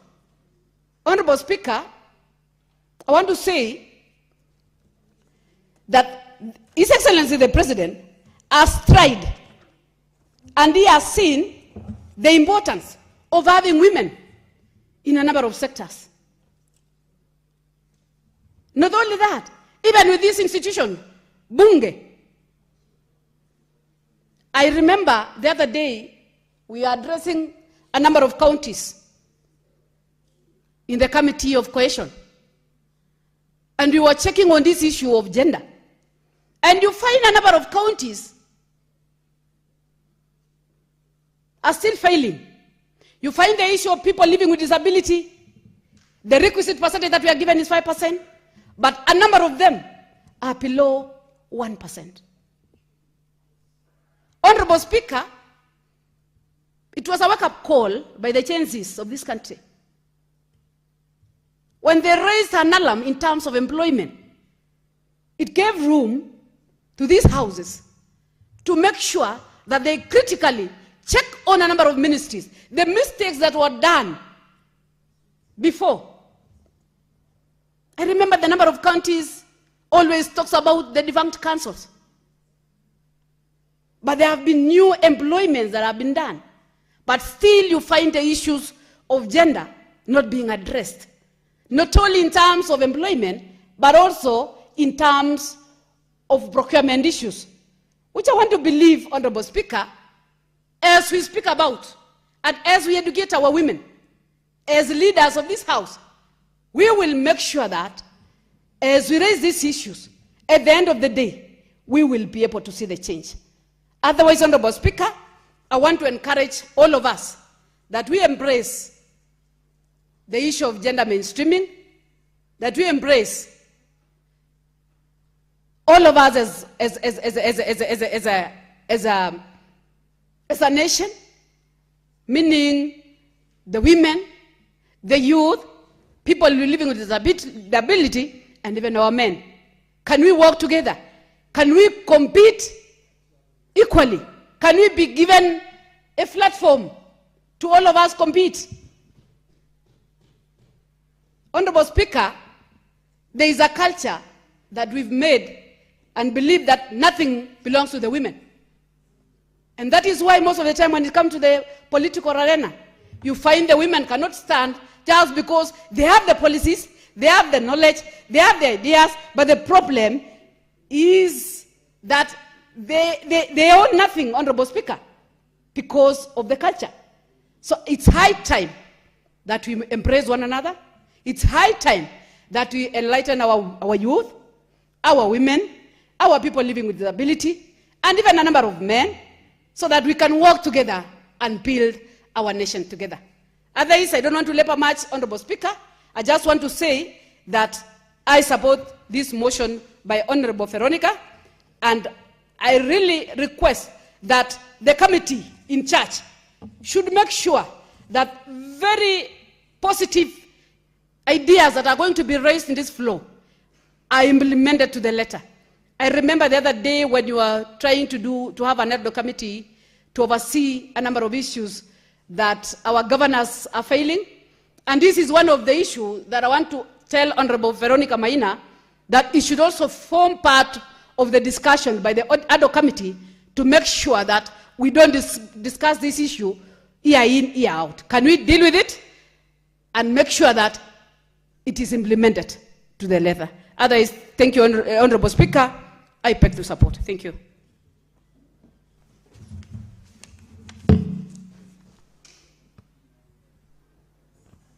Senator Boni Halwale.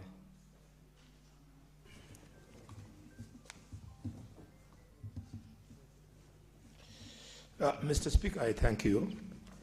And equally, like those who have spoken before me, wish to congratulate Senator Veronica Maina for this industry. Mr. Speaker, during a motion like this, it pays to listen to people who have the experience of living with a wife or wives who have the experience of growing a child or children, but more importantly, who have had an opportunity to grow children of both sexes. Mr. Speaker, why do I say this? It is because seeing and feeling it is believing. I must confess, Mr. Speaker, that when I was a young man, before I met my own family, I was naive on the issues of gender equality. But after I got my own boys and I got my own girls, Mr. Speaker, is when I realized the beauty of a girl child, the beauty of a boy child. They are so beautiful that it forced me to answer the question, why in gender mainstreaming? Why gender mainstreaming, Mr. Speaker? I'm these days persuaded, and forever, that it is through gender mainstreaming that you can give equal benefits to both girls and boys, men and women. It is also through gender mainstreaming, Mr. Speaker, that you can be able to prevent inequality. Which begs the next question. How? Mr. Speaker, I have learned that the strategic how is to ensure that whoever is the decision maker be it in government, be it in parliament, be it in organizations, be it in cultural setting, that person must always endeavor to make deliberate, strategic integration of the principle of gender equality. And Mr. Speaker, you cannot do this unless you answer the third question, namely, where do you do this strategic intervention to achieve gender mainstreaming? Mr. Speaker, again, I have answered myself and I said, fortunately, you don't have to strain to remember where should you do it. The answer is simple. Do it in all stages of life. That's all. The moment you do it in all stages of life, then you don't even have to think about it. You don't even have to remember. Mr. Speaker, if you do it in all stages of life, it means you gender mainstream in all programs, in all government and non-government policies. You do it when you are rolling out projects, and more importantly, you do it in cultural beliefs and cultural interpretation. Mr. Speaker, why do I say this? It is because there are some people who think that there is any African culture that is anti the girl child. All African cultures love their girl children. Mr. Speaker, what we lack is a proper understanding. Let me speak to the issue which is very sensitive amongst some communities, especially mine, the Luhya community, is the question of inheritance. Our culture is very clear on how a girl child, without struggling, will inherit land. They do not, in our culture, have to go to court at all. So that I'm not misunderstood by colleagues who are not lawyers. The Luhya culture says that they're the sons who will get land. However, when the elders sit, they then know how the daughter will benefit from the father's land. One. If, for example, the father of these children has got only daughters, then all his land belongs to the daughters with no question. And if he has sons and daughters,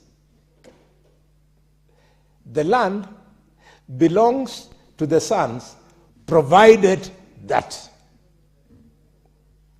the girl has a choice. What do I mean? If the girl, for example, is not married, or she's married and she's having issues where she's married, she's perfectly entitled to the father's land once she comes and reports that I have these challenges, and land shall be given to them. Mr. Speaker, I say this knowing that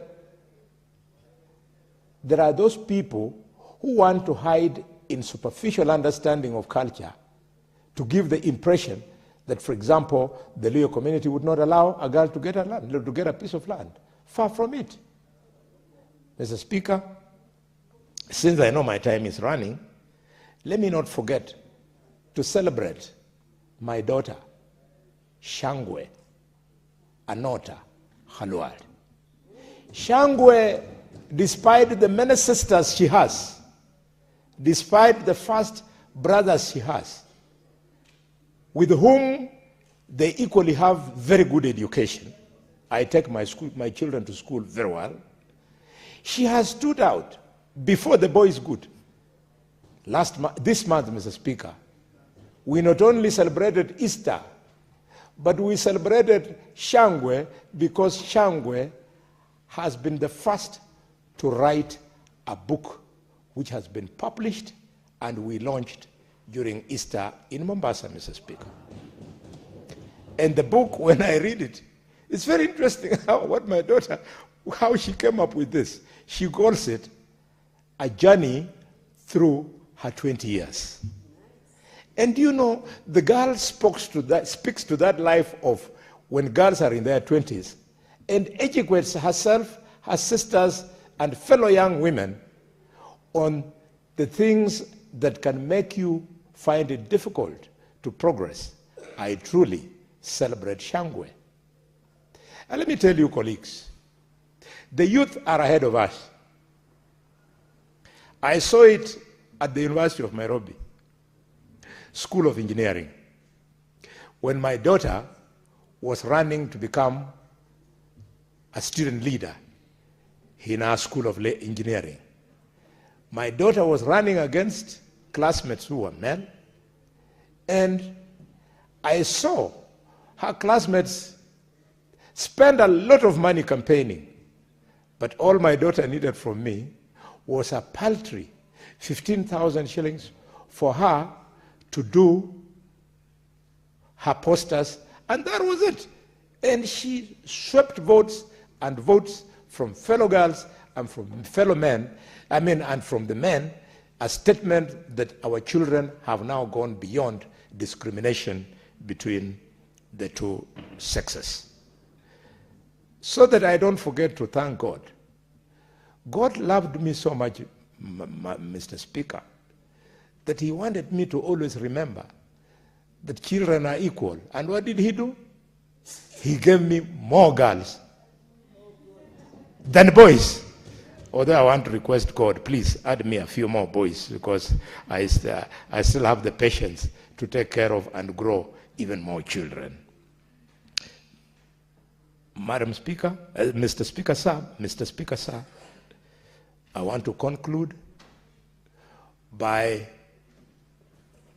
appealing to colleagues that yes, our professions are very important, especially political career, that yes, our businesses are very important, especially the businesses of chasing for money. Please, please, move close to your children. Research, scientific, has confirmed that children who are close to their parents are more likely to be sensitive on issues of gender mainstreaming than children who are left to meander in life on their own without the directed guidance from the parents, Mr. Speaker. It is for this reason that I want to invite colleagues, especially Senator Veronica Maina. I saw you with my little girl, the one in school in London. When she finishes school, tell her, as soon as she arrives in Fort Hall, which is today called Murang'a, she should look beyond Fort Hall, beyond Nairobi, beyond Nahuru, beyond Nakuru, beyond Kericho, to land her eyes in Kakamega. I have beautiful sons there, very well educated. They will make very nice husbands for her. I love children when they come of age, when they get married, the way my wives got married to me. Thank you, Mr. Speaker. I support. Senator Boni, did I hear you say the way your wives got married to you? Yes, Mr. Speaker, I'm very careful with my English. Yes, that is actually the confirmation that the chair is having. I married my wives. They got married to me. In Luyaland, it is not imaginable that a woman can marry a man. Very well. Yes, because a woman marrying a man, Mr. Speaker, with your permission, it means I partake of your culture. and the culture I found in Zambia, where after marriage, you go and live in the home of your wife's parents. It's not imaginable in Luyaland. Actually, the interest of the chair is about the plural, not wives. Oh, it was Forget wives. about the semantics. Why is it worrying you? You should be well, asking me how many. Very well, Senator. And then I tell you I'm still counting. Senator Mundigi.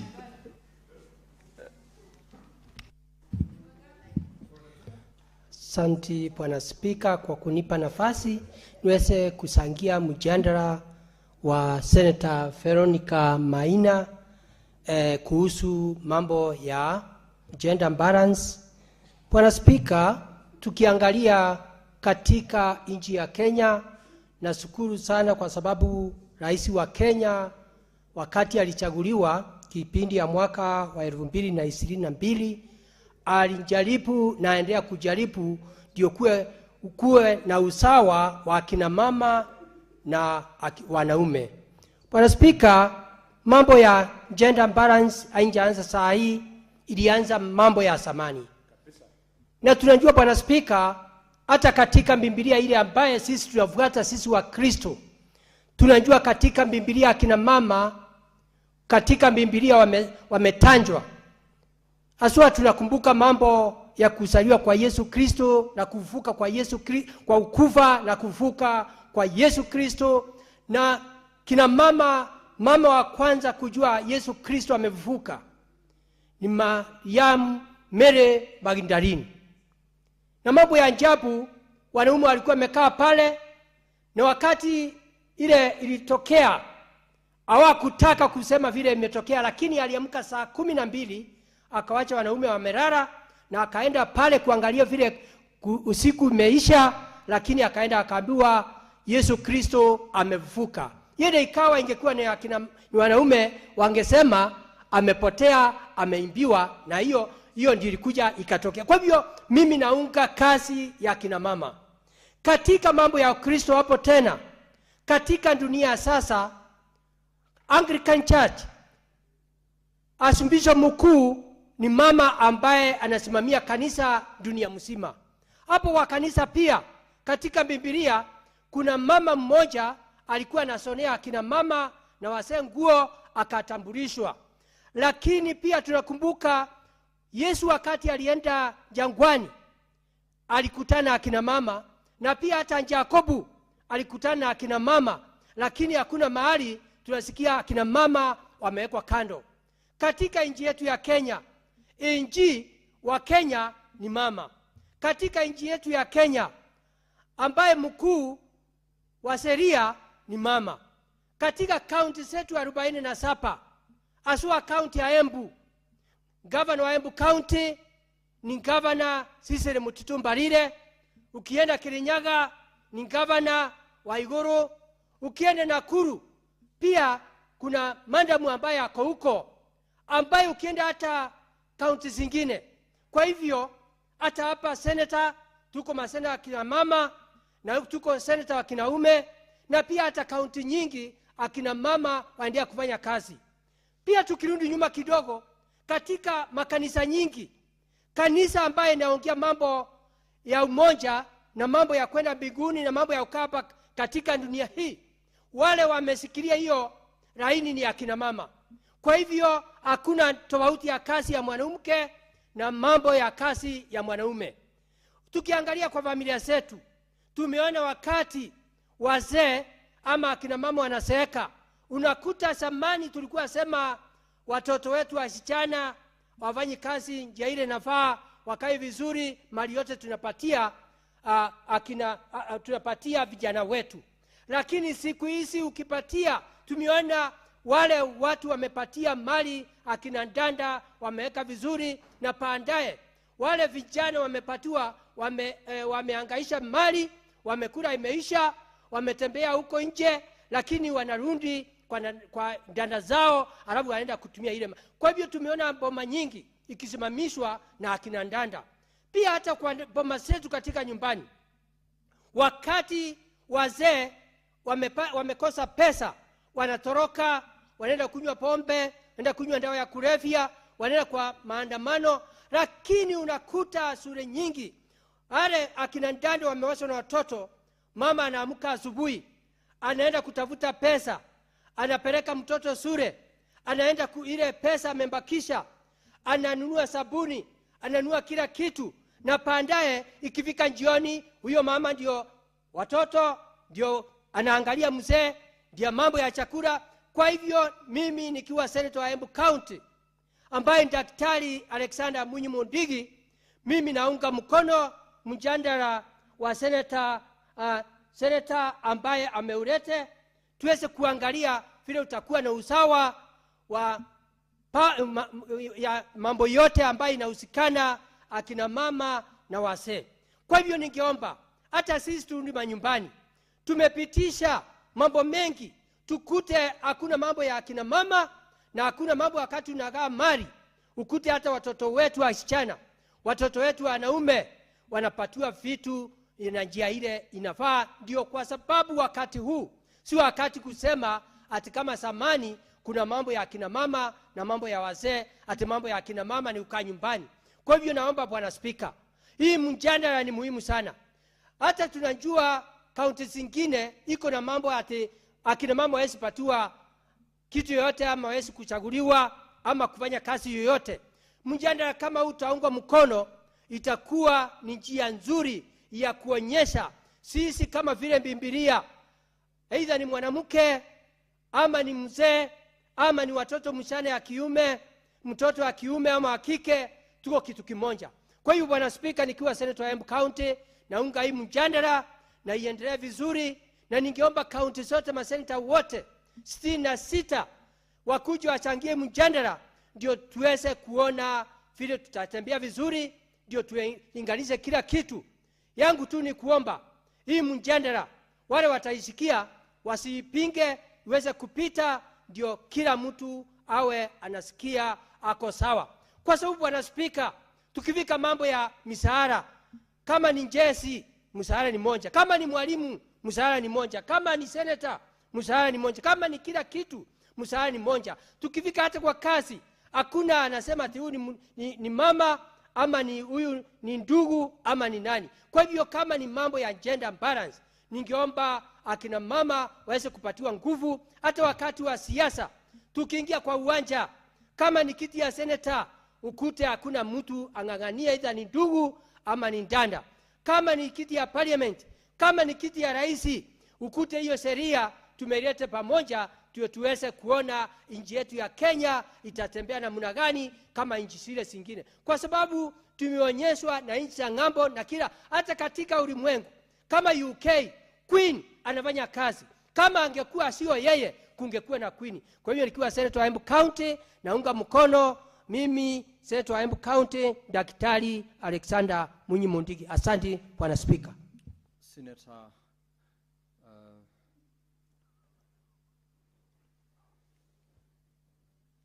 Senator Miraj.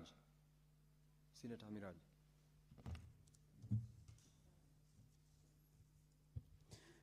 Asante Mheshimiwa Spika kwa kunipa fursa hii na mimi niweze kutoa changizo zangu katika mswada huu muhimu wa kuweza kuwawezesha na kuwapa fursa viongozi kina mama na hata kina mama pale mashinani katika nyadhifa mbalimbali katika nchi yetu hii ya Kenya. Lakini kabla sijasonga mbele Mheshimiwa Spika, nipende kumpongeza Seneta Veronica Maina kwa fikra hii nzuri na kuweza kuwawajibisha wale ambao wako katika ofisi mbalimbali katika nchi yetu hii ya Kenya kuweza kutii na kutekeleza yale ambayo katiba yetu tukufu imeweza kupeana mwelekeo kwayo. Mheshimiwa Spika, kabla niendelee zaidi, nipende kuwapa pongezi kina mama katika maeneo yote ya ulimwengu huu, hususan hapa kwetu Kenya. Kina mama ambao wanaamka asubuhi mapema kuenda kuchota maji, kutayarisha watoto wao ili waweze kwenda shuleni mapema. Kina mama ambao jioni wanawakaribisha mabwana zao, kuwatayarishia maji ya kuoga ili waweze kupumzika baada ya kazi nyingi. Pia niweze kuwapongeza kina mama waheshimiwa. jumla ya pilka pilka za siasa mchana mzima kuweza kushughulikia taifa letu, bado wanaporudi nyumbani wanaweza kushughulikia majukumu yao kama wazazi. Mheshimiwa Spika, motion hii ni motion ya muhimu sana, nikizingatia ya kwamba kuna taasisi ambazo zimeweza kuwekwa kikatiba katika taifa letu la Kenya ili kuangazia na kuhakikisha ya kwamba gender mainstreaming inaweza kuwafikiwa. Nikiashiria taasisi kama ya NGEK ambayo ina fursa ya kuona ya kwamba katika asasi zote za taifa letu la Kenya gender mainstreaming inaweza kufanyika. Lakini niweze kutoa changizo yangu kuongezea katika zile prayers, maombi ambayo Seneta Veronica Maina ameweza kuomba, ni kwamba ipo haja ya asasi ya NGEK kuweza kudevelop tools.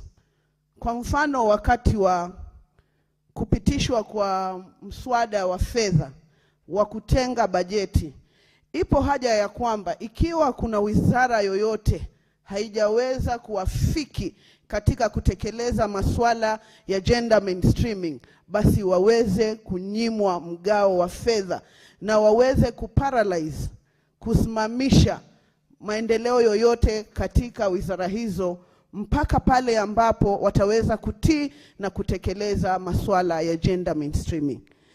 Bwana Spika, nikisongea mbele zaidi, nitake kuwapongeza na kuwapa moyo kina dada na kina mama wengi ambao wamejitokeza kuwania nyadhifa tofauti tofauti katika uchaguzi wa mwaka wa 2027.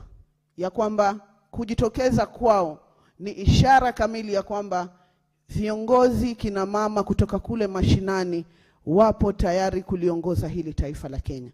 Basi hivyo sisi, kwa sababu tumewatangulia hapa, ni sharti kuwawekea mikakati ambao italainisha barabara yao wakati wamejitosa katika ulingo wa kisiasa. Bwana Spika, niweze kuizungumzia kwa uchache ripoti iliyotolewa na tume ya EACC kuhusiana na masuala ya corruption, hususan ikielekezwa katika jinsia ya kike. Ripoti hii ambayo ilizunduliwa tu siku chache zilizopita, ikiitwa kwa jina la Kenya National Gender and Corruption Survey 2025, ilionyesha, Bwana Spika, ya kwamba kina mama wingi wanaitishwa ngono ili waweze kupata huduma za kiserikali. Na katika ripoti hii, Bwana Spika, kumetajwa gatuzi kadha wa kadha ambazo tabia hii mbaya imekuwa ikiendelea. Na katika survey hii, Bwana Spika, tumeweza kuambiwa ya kwamba kina dada wengi, kina mama wengi wana hofu na hawajitokezi kikamilifu kuyakemea ama kuenda kuripoti katika vituo vya polisi ule unyanyasaji ambao unaendelea. Na ni kwa sababu hiyo ambayo naunga mkono motion hii ya dadangu Seneta Veronica Maina ya kwamba ni wakati umefika, katiba inavyodai, katiba inavyoongoza, katiba inavyoashiria, ipo haja ya katiba hiyo kutekelezwa jinsi ilivyo. Na kwa sababu sisi ni viongozi wa kike hapa, tunawapa moyo na tunawapa hakikisho kina mama katika taifa hili la Kenya ya kwamba kwa sababu kwa sasa sisi ndio wachache, jinsia ya kike ndiyo chache katika nyadhifa tofauti tofauti katika jamii yetu ya Kenya, basi tutasimama kidete, tutasimama kidedea kuhakikisha ya kwamba hatuombi, hatubembelezi, bali tunasukuma kutekelezwa kwa katiba kama inavyopaswa. Asante Bwana Spika. Asante sana Senator Miraj. Senator Mungatana. Mr. Speaker, I want to thank you for giving me the opportunity to also make my contribution on this motion. Mr. Speaker, first of all, I want to take this opportunity to thank the Honorable Senator Veronica Maina for the good work and the industry that she has put in to get this motion to where it is.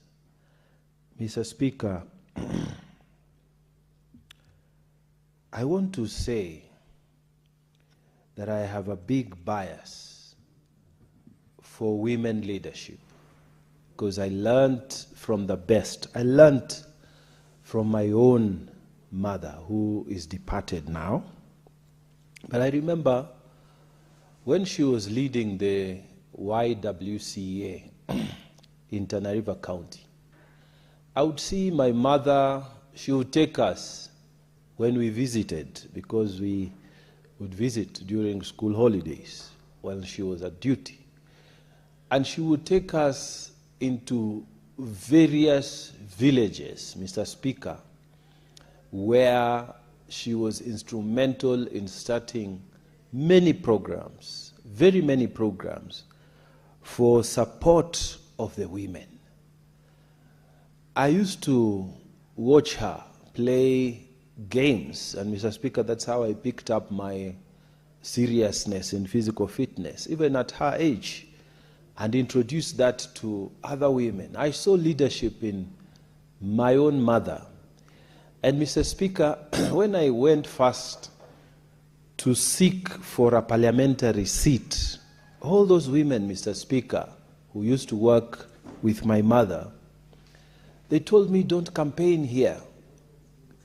If you are the son of Martha and we can see your face, you don't need to campaign here. And Mr. Speaker, it was not normal those days for a first-time person to get a seat in Garsen. You had to keep failing before you get the seat. But I got it, Mr. Speaker, and retained it. So, Mr. Speaker, I am a believer in women leadership.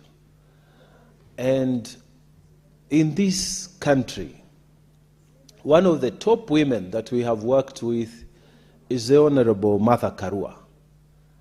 When I served in the Ministry of Justice, Mr. Speaker, we saw leadership in the Honorable Karua. And to date, I really, really respect the work she did as a Minister for Justice and Constitutional Affairs. Mr. Speaker, we must never forget people like the Honorable Charity Ngilu, who broke the ceiling for women when she ran for President of the Republic of Kenya.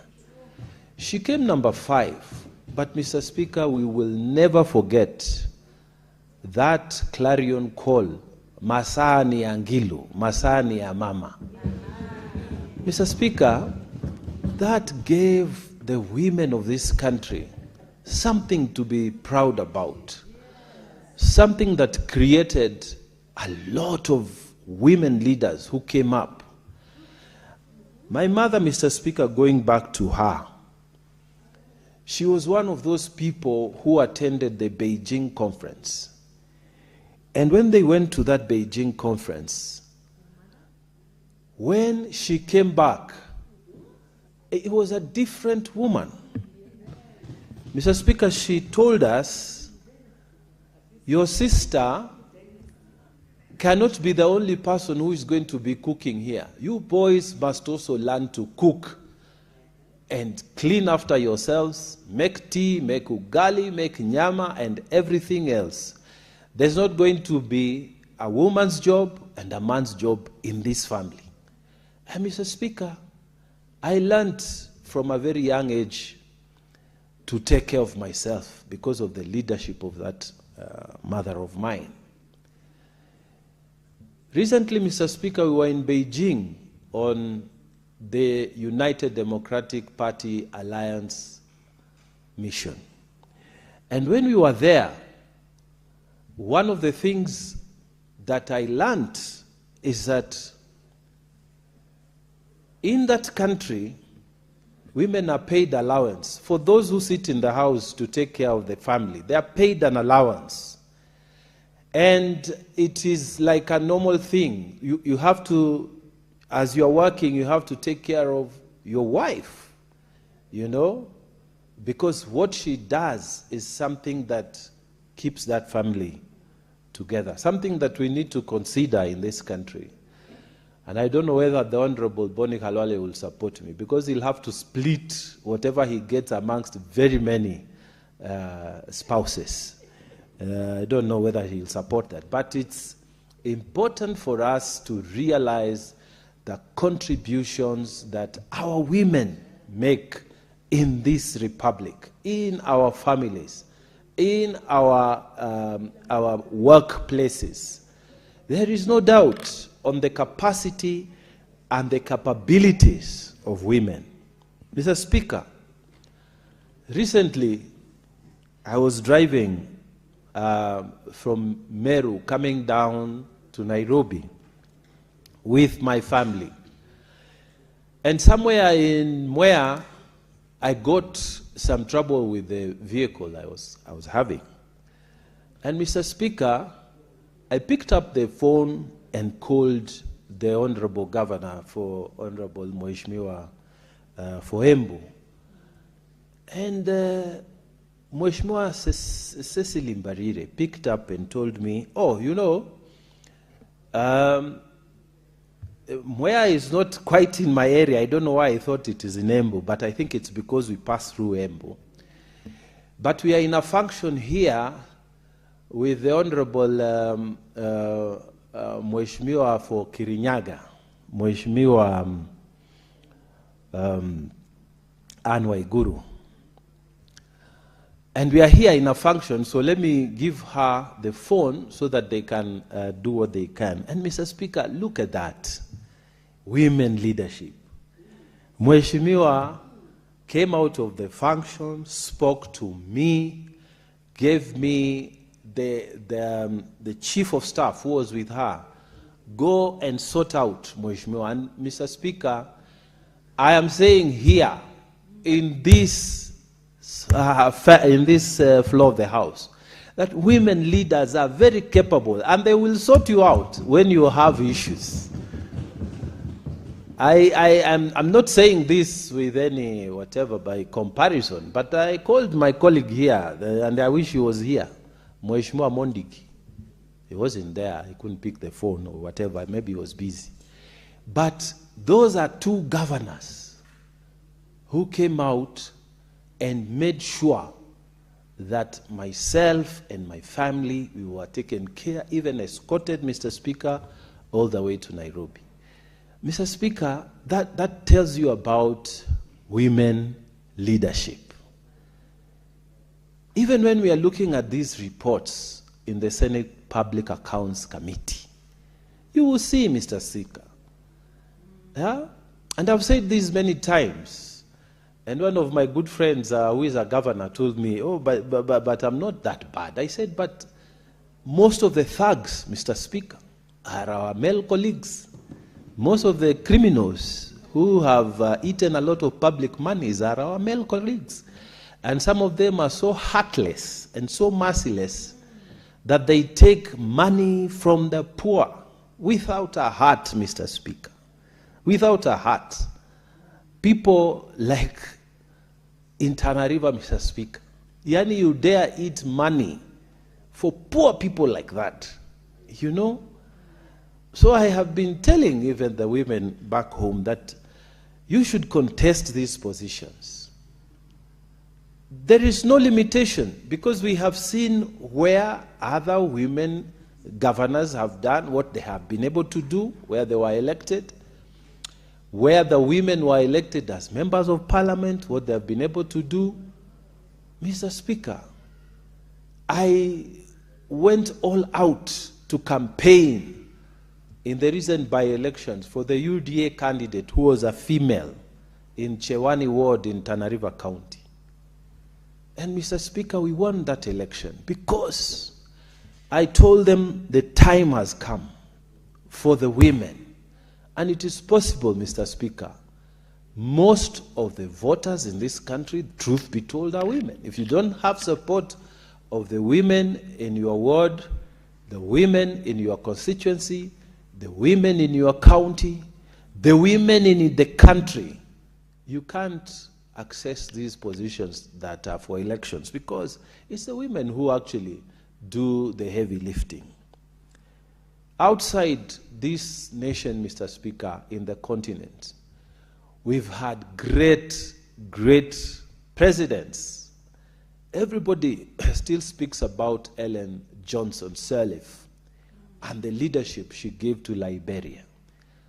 Mr. Speaker, people, honorable members with whom we share the platform in the Pan-African Parliament, we still speak about her. We still speak about Joyce Banda and the time she led Zambia.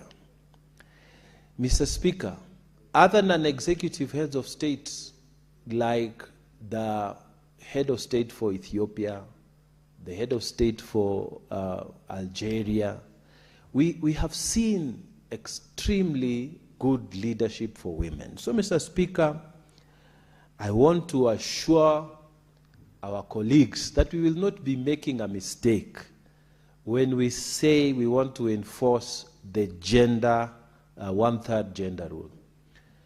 We will not be making a mistake. I want to request all honorable members, we sit, maybe it is in the formulation of how we shall deal with these matters that the nitty-gritty that brings complications. But on appointed positions, it should be very, very easy. We should never have an issue. On appointed positions, one-third gender rule must be there. On elected positions, we need to twinkle with the Constitution and twinkle with our election laws so that political parties are forced to nominate candidates. If it is a male, the second one must be a female. This is something we need to think about so that then when we talk and we say we believe in our mothers, we believe in our sisters, our wives, we believe in our daughters, we believe in our daughters-in-laws, then, Mr. Speaker, we must be able to do it in law. Because what we have seen in Africa across the entire continent is that it's only in places where it has been put down to law, only in those places that gender parity has become effective. Where it has been left out like that in all the 55 countries in Africa, then you will still see the domination of the male gender over the female gender when it comes to political power. And maybe it is time that we think on how we will twinkle with the laws. Kenya is rated very highly, obviously not as highly as you know, Rwanda. Rwanda is, I think, the highest in the continent in terms of the gender parity. But Kenya is rated highly because of the many women who are in position and also in the legislature. But we need to do more so that we can be able to say our words and actually make it happen. Mr. Speaker, with all those many remarks, I beg to support this motion and ask all colleagues to come all out to pass this motion. I thank you, Mr. Speaker. Thank you, Senator Mungatana, for your contribution. I'll call upon Senator Mariam.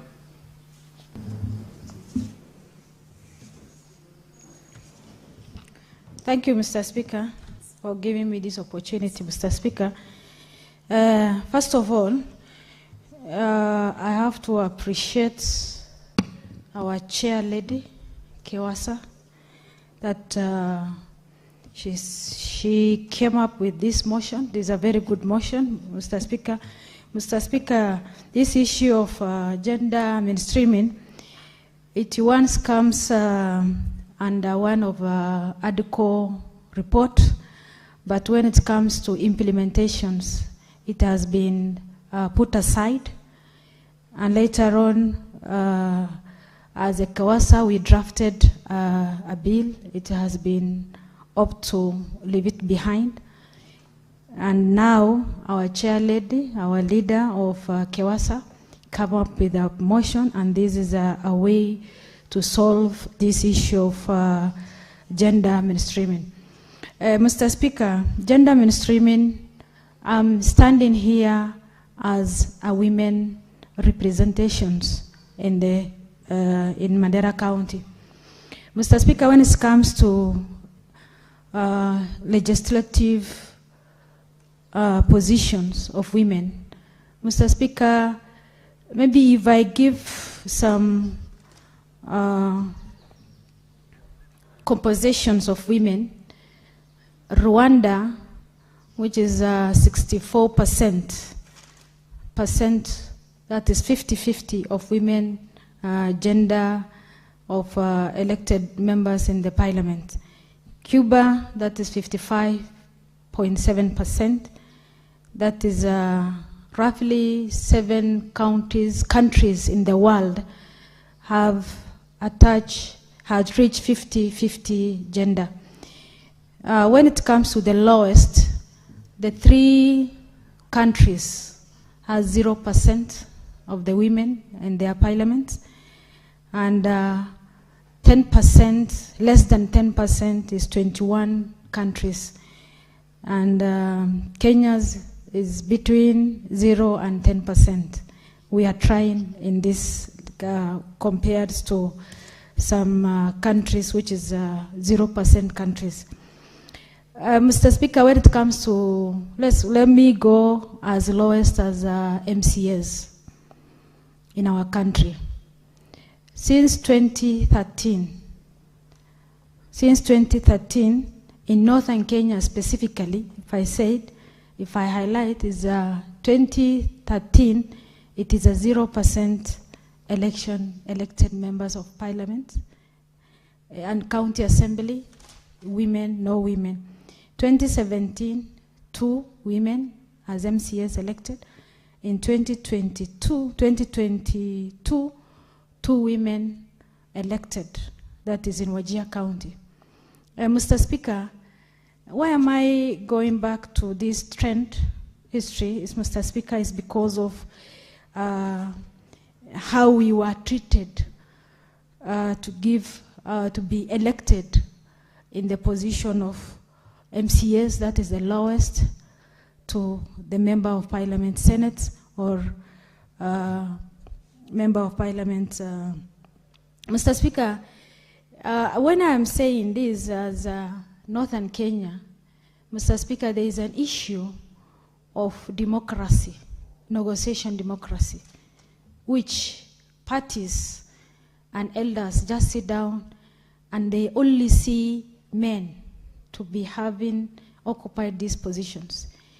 In their scenario that these women cannot hold any positions, they are cannot even capable of to run, lead a community, Mr. Speaker.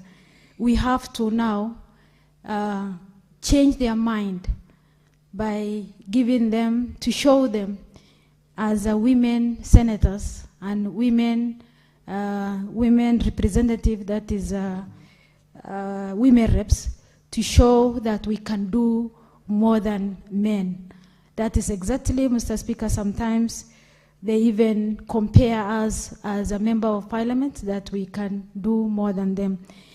But when it comes to the cultural issues and changing elders, their mind, it is a bit difficult, but we are trying with the performance on how to change their mindset of our elders. And I urge the parties, ODM, UDA, as Senator Mugatana also alluded to give tickets to women as first, and second to give to men as the second one, Mr. Speaker. Mr. Speaker, when it comes to this gender mainstreaming, there is an issue of the budget issue, both the national government and the county government. When it comes to funding of the departments of gender, Mr. Speaker, that is the lowest departments which are normally poorly funded. That's the issue. That is why the issue of gender-based violence normally cannot be solved, because even the grassroots, if you go to county, and the Department of Gender, they're saying they don't have budgets to take care of this and so forth. Mr. Speaker, we have to address this issue of budgeting so that at least the department must take care and give 50-50 to all departments, comparing to other departments than the gender department. Mr. Speaker, there is an issue of also a gap. Specifically, there is a specific gap in health. There is maternal mortality rates, which is now, it's very high. Mr. Speaker, when it comes to this, the highest death of our women dying in a labor room, Mr. Speaker, and in that case, there is an issue of budgeting. Why?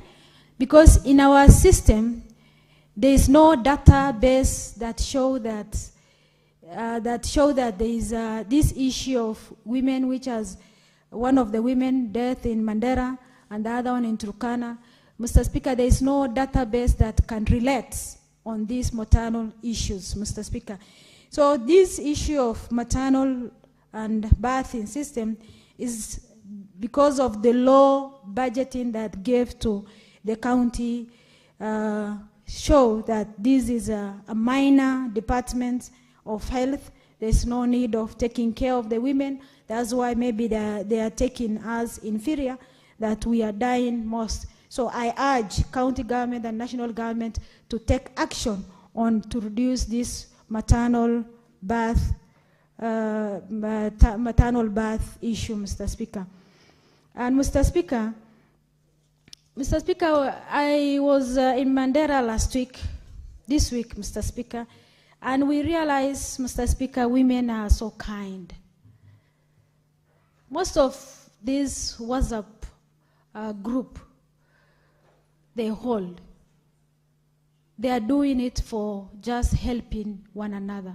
Even they are helping men who are sick, men who cannot even take care of their families. They are the first forefront to do fundraising for them, for the neighbors, for any youth. So they are everywhere, for they are kind-hearted.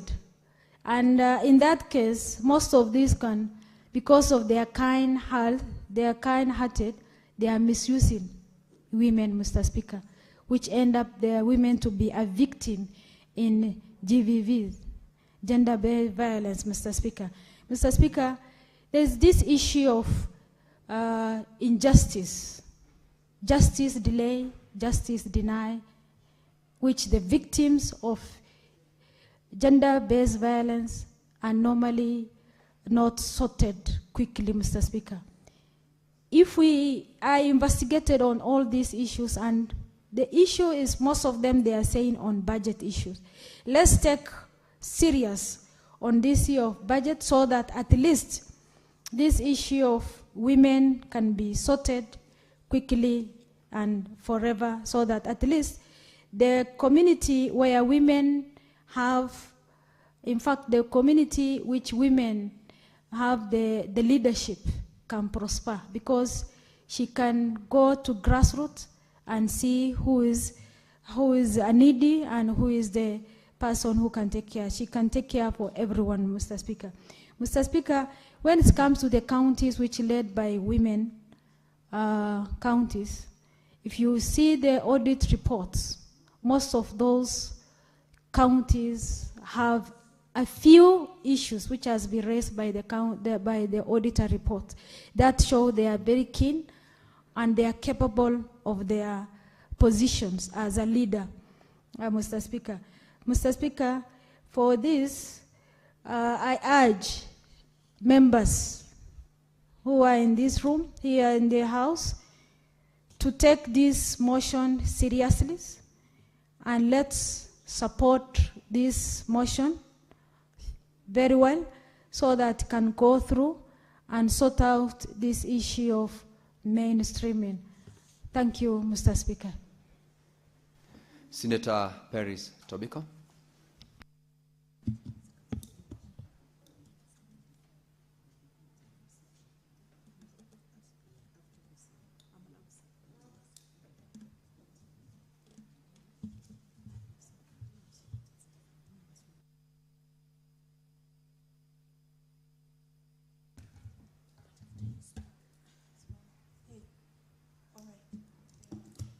Is it on?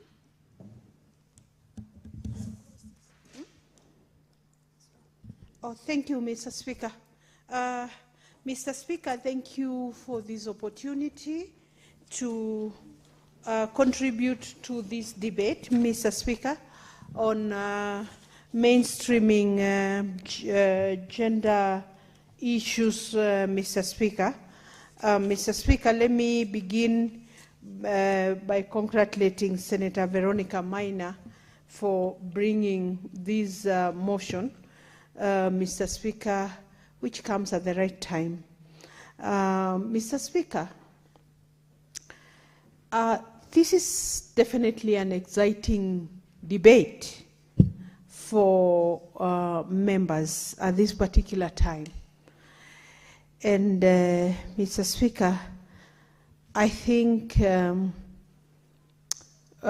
we need to reflect as a nation how far we have come in terms of gender mainstreaming, Mr. Speaker. Mr. Speaker, when you critically analyze our social aspects as a nation, our cultural situation of various diverse Kenyan communities, our economic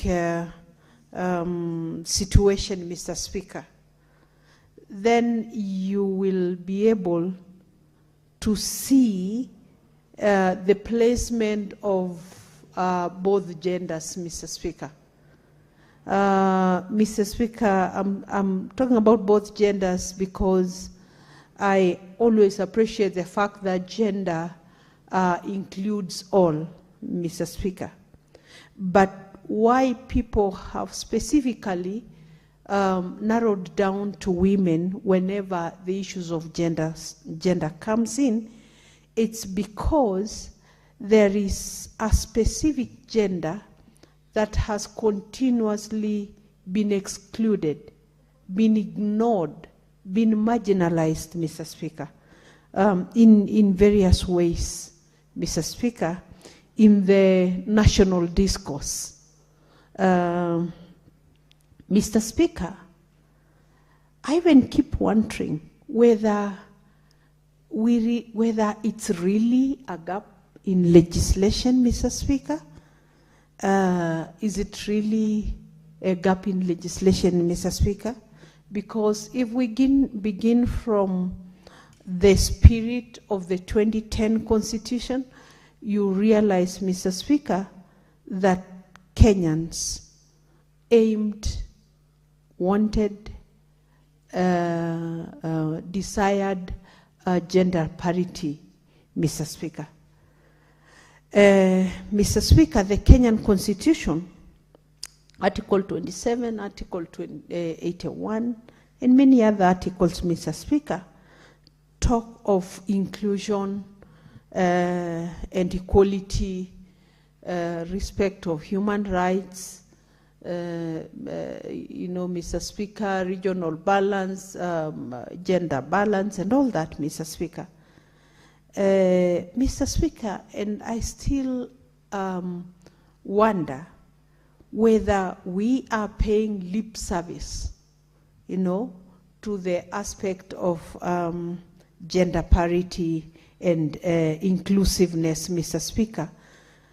Because, Mr. Speaker, if this House, and when I say this House, I mean both Houses of Parliament, have not addressed the issue of the 2/3 gender rule, then, Mr. Speaker, I will personally say it's a breach of the Constitution. So if we can begin from there, there is a breach of the Constitution. Kenyans were very clear that they wanted a 2/3 gender representation in the country, in the legislative houses, in county assemblies, in the Senate, in the National Assembly. But we have been unable, even after various court intervention and rulings, we've been unable to address that. Mr. Speaker, women contribute in the various aspects of life of this nation, starting from the family, Mr. Speaker. You cannot imagine today a home without the role of a woman, a mother. There are many women-headed households in this country, Mr. Speaker, and even where the women are not heading those households, Mr. Speaker, they prepare everybody for the day-to-day issues of life, starting from the morning, preparing everybody and working for the good of everybody so that everybody can go to school, can go to work, prepare their husbands, prepare their sons and daughters, Mr. Speaker. And when the contribution has not been measured, Mr. Speaker, when contribution has not been measured, then, Mr. Speaker, you cannot even begin to imagine whether we are talking about equality or talking about, Mr. Speaker, addressing these issues, Mr. Speaker. And so, Mr. Speaker, I would want to say that we have a long way to go as Kenyans. But I would also say, Mr. Speaker, particularly when it comes to leadership, women must come out, must take a lead role, must be proactive in presenting themselves to the electorates of this country so that we give Kenyans a fair chance to either elect or not to elect women, Mr. Speaker. Mr. Speaker, I have said on the floor of this House, and I can proudly repeat the same, that, Mr. Speaker, I am very proud of the Maasai community where I come from. Because, Mr. Speaker, whereas the rest of Kenyans perceive the Maasai community as very conservative, but the Maasai community has proved itself very respectful of both genders.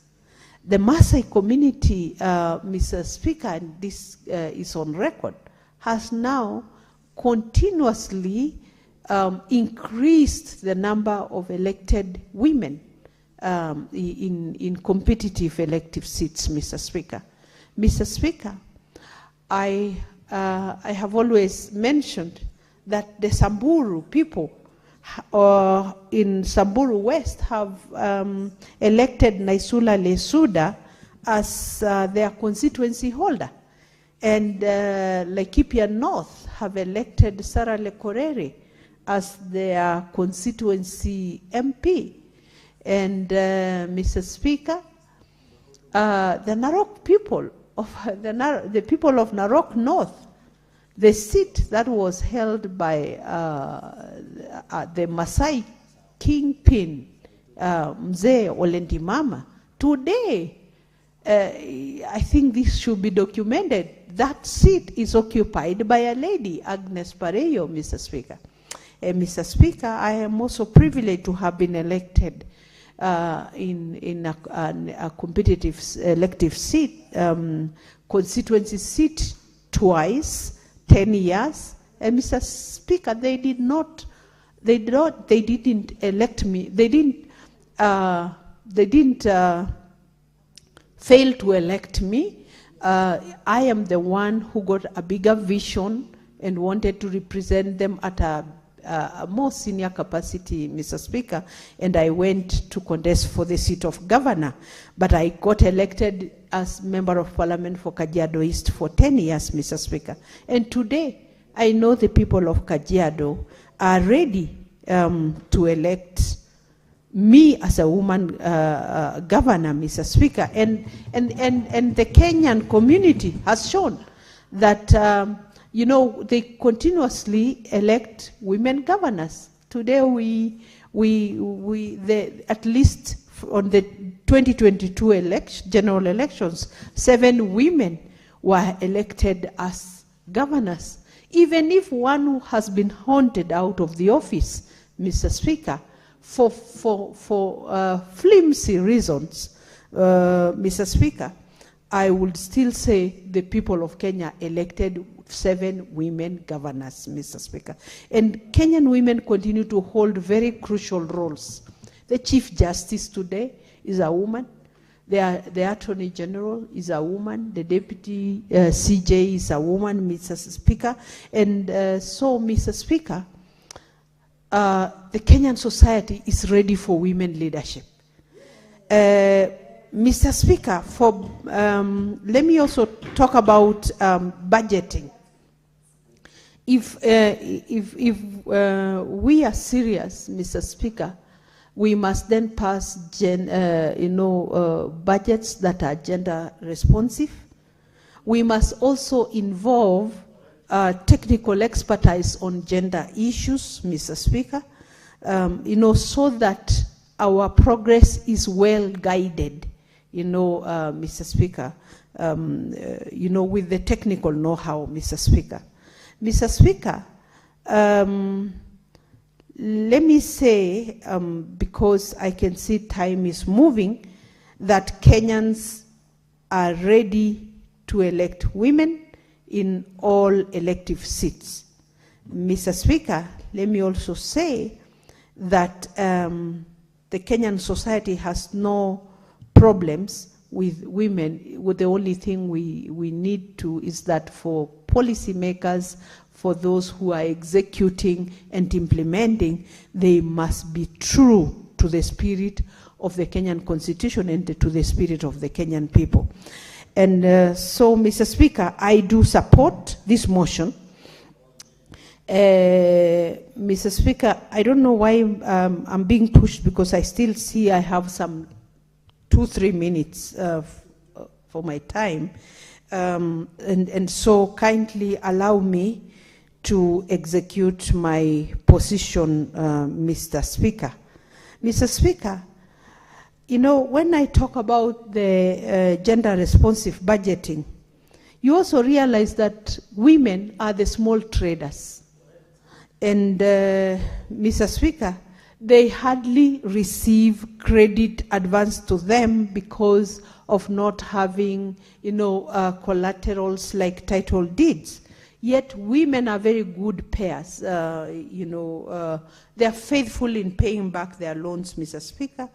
And so they need to be considered in accessing, subsidies, in accessing credit advanced, Mr. Speaker. Mr. Speaker, we need to, every institution, every ministry, every department in both national and county governments must be able to give regular updates and reports on the implementation of mainstreaming the gender policies, Mr. Speaker.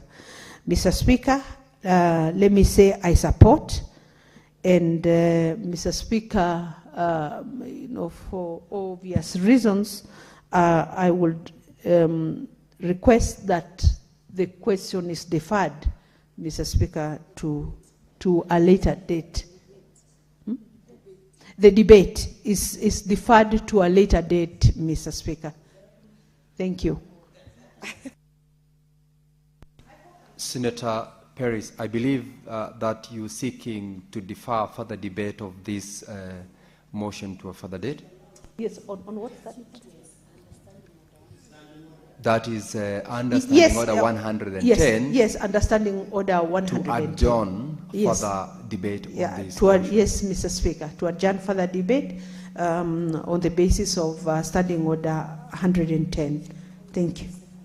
I request Senator Veronica to second. Senator Veronica. Honorable Speaker, thank you for the opportunity, and I want to thank my sister, Senator Peris Tobiko, for what she has contributed, and I want to second the motion she has moved for the further debate to be postponed to a future date, maybe tomorrow, Honorable Speaker, in view of the fact that this is a very important motion. And there are many, many senators and members of Kenya Women Senators also who would wish to contribute to this debate. And in view of the fact that Parliament has really struggled with compliance on gender matters, Honorable Speaker, I would urge you to allow this motion to be, the debate of this motion to be postponed to a further date. Thank you, Honorable Speaker, and I hereby second the motion for deferment of debate. Thank you, Senator Veronica. Pursuant, Honorable Senators, to the provisions of Standing Order 110.3, I find that this motion to postpone further debate is not an abuse of the proceedings of this House, and I will therefore proceed to put the question that the debate, or rather further debate on this motion, be postponed to a later date. And may of those opinions say aye. Aye. May of those contrary opinions say nay. The ayes have it. So, Honorable Senators, debate on this particular motion is hereby postponed to a further date. I shall be placed in the order paper. Clerk, you may now call the next order. Order number 25, motion. Report of the Standing Committee on Health on a petition to the Senate by the Kenya Union of Clinical Officers regarding alleged discrimination, interference, and violation of clinical officers' practice rights by the Ministry of Health, the Council of Governors, and the Social Health Authority. Honorable Senators, I'll call upon the Chairperson, Standing Committee on Health, to move the motion.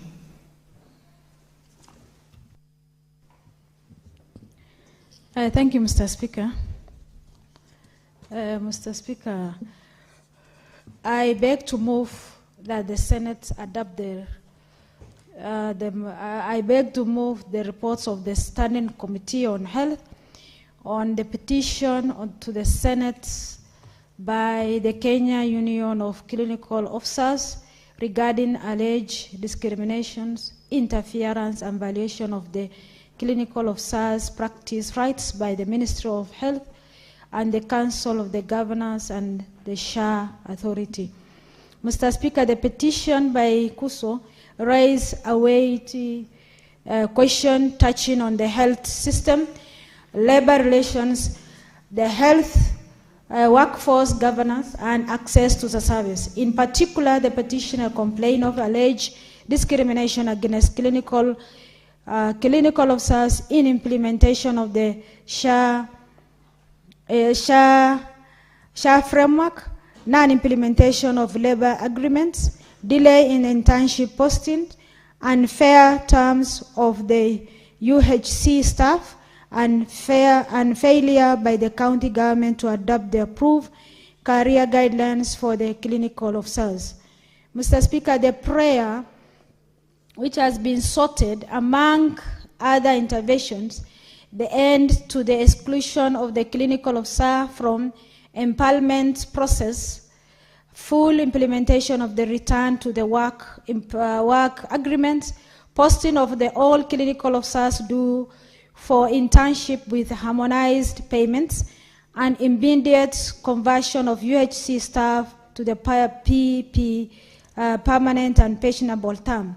Mr. Speaker, in the discharge of its mandate, committee held 4 meetings and received the information and written submission from the petitioners, the Minister of Education, the Minister of Health rather, the Council of Governors, the Public Service Commissions, and other related stakeholders. The committee then analyzed the submissions and prepared the reports before this House. Mr. Speaker, on the committee, on the important issues that rose at the outset was a pair of sub judice. The Ministry of Health informed the committee that some of the issues raised in the petition were also sub judice. Petition number 31 of 2025 before the High Court. Therefore, invited the committee to refrain from the inquiry on these matters. The committee carefully addressed that objections. The reports clearly noted that the sub judice rule exists to protect the integrity of ongoing the court proceedings and to uphold the separation of power, but it also requires persistent assessment of what is actually before the courts and what remain available for the parliamentary oversight. Upon the consideration the scope of the court's cases, the committee found that the issue of empowerment by the Shah was indeed the subject of the active judicial proceeding. However, the matter concerning the implementation of the return to work agreement, posting of the interns, and the conversion of the UHC staff into the permanent and pensionable position fell outside the court's active consideration, therefore remain open to the parliamentary scrutiny. The committee inquired confirmed that the central place of the clinical officers within the Kenya health system. The report notes that the clinical officers are often the first and in many places only the point of the contacts for the patients, especially in the rural and understaffed areas. And they provide diagnosed treatments, minor surgical procedures, and a long-term disease management. The committee further found that the grievance presented by the Kenya Union of Clinical Officers did not raise the overnight. They reflected the prolonged patterns of industrial disputes, delayed negotiations, incomplete implementation of agreements, uncertainty over the term of the service that has been persistent across both national and the county's government. The evidence before the committee showed that 99 days strikes in 2024 ends with a court's immediate return to the work formula that required the movement toward the conclusion of the collective bargaining agreements, but the implementation delay continued. The report further, the committee further report that another national wide crisis emerged in the late 2025, earlier 2026, before the fresh return to work agreement was signed in 28 January 2026, and comprehensive CBA was actually signed in February 2026. Eventually, even then, the committee observed that the approval and the court's registration process remain inconsistent and delayed. That find it important because labor agreements in the health sectors are not abstracted documents. Delay implementation directly affect the moral retentions, service delivery, and industrial harmony. Mr. Speaker, the issue of the internship posting was equally serious. The committee required the evidence that the internship is not optional. It is a legal and professional prerequisite for the licensing and independent practice, and delay in posting the qualified interns inevitably delay the entry into the service and weaken the staffing across the health facilities. The committee specifically noted that the large cohorts of qualified clinical officers remain pending posting for the internship, and that KUSO informed the committee that 5,433 practitioners were awaiting internship placements. In the country, striving to the strengthening primary health care and universal health coverage. Such delay presents both labor injustice and the service delivery gaps. On the question of the UHC staff, the committee found a long-standing implementation problem that has not been resolved with the agency, and it deserves. The reports record that 9,724 health workers were recruited under UHC program in April 2020 on the contractual terms, and that the transitions to the permanent and pensionable employment has since been slow by physical constraints, verification exercise, and bureaucratic and bottlenecks and disputes between the national and the county government. Mr. Speaker, this one has been solved last with the BPS. The committee also noted that the national coordinating submits and approval 3 years extensions and directed the development of the transition of the framework, while the Council of the Governors had resolved to transit the salaries to SRC prescribed rates effective from 1st of September 2025. Even so, the promised regularization of the employment status remain incomplete, thereby prolonging insecurity among the staffs who are already serving within the health facility. The committee observed therefore measured the evidence-based and practical. The committee collected refrains from pronouncing itself on SHA employment issues because that question is before the courts. Mr. Speaker, secondly, it found demonstrable delay and inconsistency in the approval and registration of the return to work formula, March 2025, memorandum of understanding on January 2026, return to the work agreement and in comprehensive CBA. Thirdly, it found that the delay posting of the qualifying interns was undermining the timely entries into the practice and weakening the optimal staffing of the health facilities. Fourthly, it found that the absorption of UHC into the PMP term continued to be frustrated by the intergovernmental pediments. Finally, the committee noted that in the approval of the budget's policy statement 2026, it is proposed that 8.94 billion included in the equitable share for financial year 2026-2027 to support the transition of UHC health workers into the permanent and pensionable terms, and to pay gratitude with a distribution based on the number of the workers in each counties. The recommendation of the committee flows from this observation and deserve the support of this House, and they are not punitive, and they are corrective and implementable and time-bound.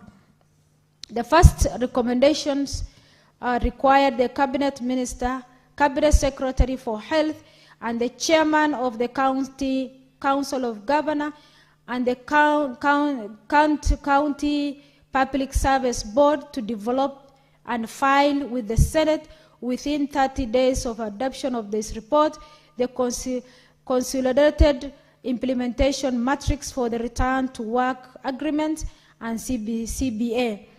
That matrix is to be identify actions, responsible officers, and milestone for the salary structure, arrears, allowance, and it is to be followed by the quarterly progress reports to the Senate. The second one, The recommendation is particularly important because one of the recurring weaknesses in the public sector labor relations is an absence of the agreement implementation dishonored. That agreement implementation dashboard. By requiring the time-bound matrix and regular report, the committee has given a Senate a practical oversight instruments rather than mere declaratory resolution. The second recommendation directing the Ministry of Health and the Council of the Governors in consultation with the CUS to develop and circulate within 60 days standardized human resource for health deployments guidelines covering the internship, permanent and pensionable adoptions, permanent and pensionable absorptions and transfers. That recommendation addressed the structural gap in the workforce planning and should reduce uneven practice across the countries. The recommendation calls upon the Ministry of Health, the county government to fast-track the establishment and the requirements, the establishment and recruitment and appointment process required to integrate all the duly verified UHC and Global Fund staff into the approved county staff structure in a full constitutional and statutory compliance. It also required the Council of Governors to urgently conclude the binding intergovernmental agreement with the national government to secure full and timely financing of the resulting wage bill and including and pending arrears. The fourth recommendation is equally subsequently, and it urged the National Treasury to reinforce the proposed 8.94 billion for UHC conversion in the financial year 2026-2027, ensure timely reimbursements to the counties, and put in place a safeguard against diversions or reallocations while requiring the settlement of outstanding gratitude arrears within the first quarter of that financial year.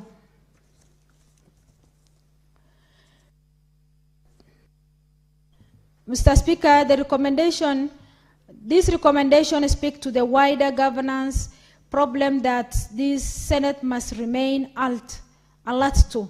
Devolution assignment.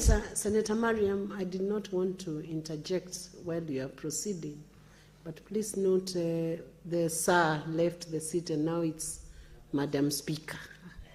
Sorry for that. Madam Speaker, the recommendations speak to the wide governance problem that this Senate must remain alert to.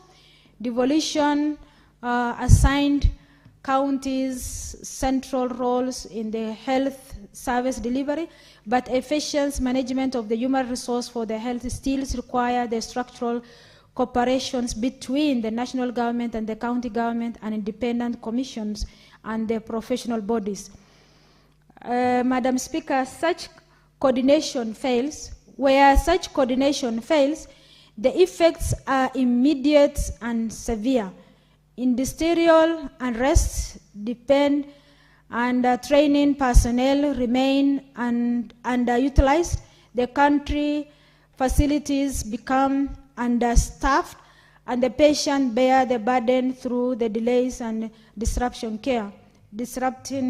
the care services. This is why this report is not merely about one cadre of the health workers. It is about reliability, fairness, and stability of the public service, public health system.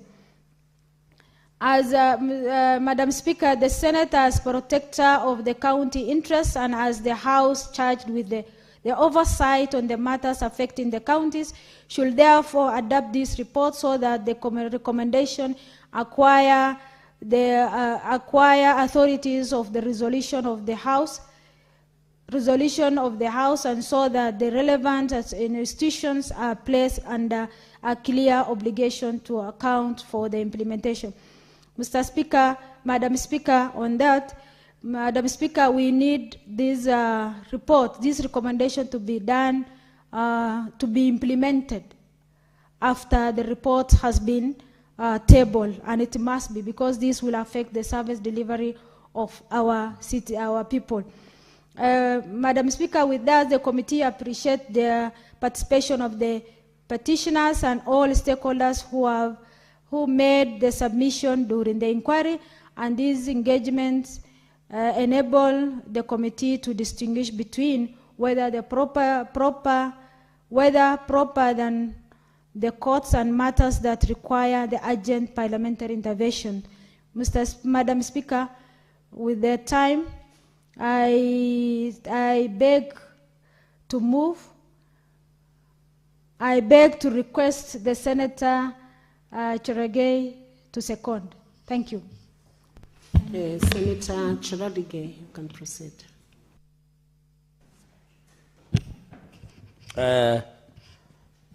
Thank you, Madam Speaker, and I want to applaud the distinguished Vice Chairperson of Health Committee, Senator Sheikh Omar, for ably moving the motion, especially on the reporting of the petition by Kenya Union of Clinical Officers, or called KUCO.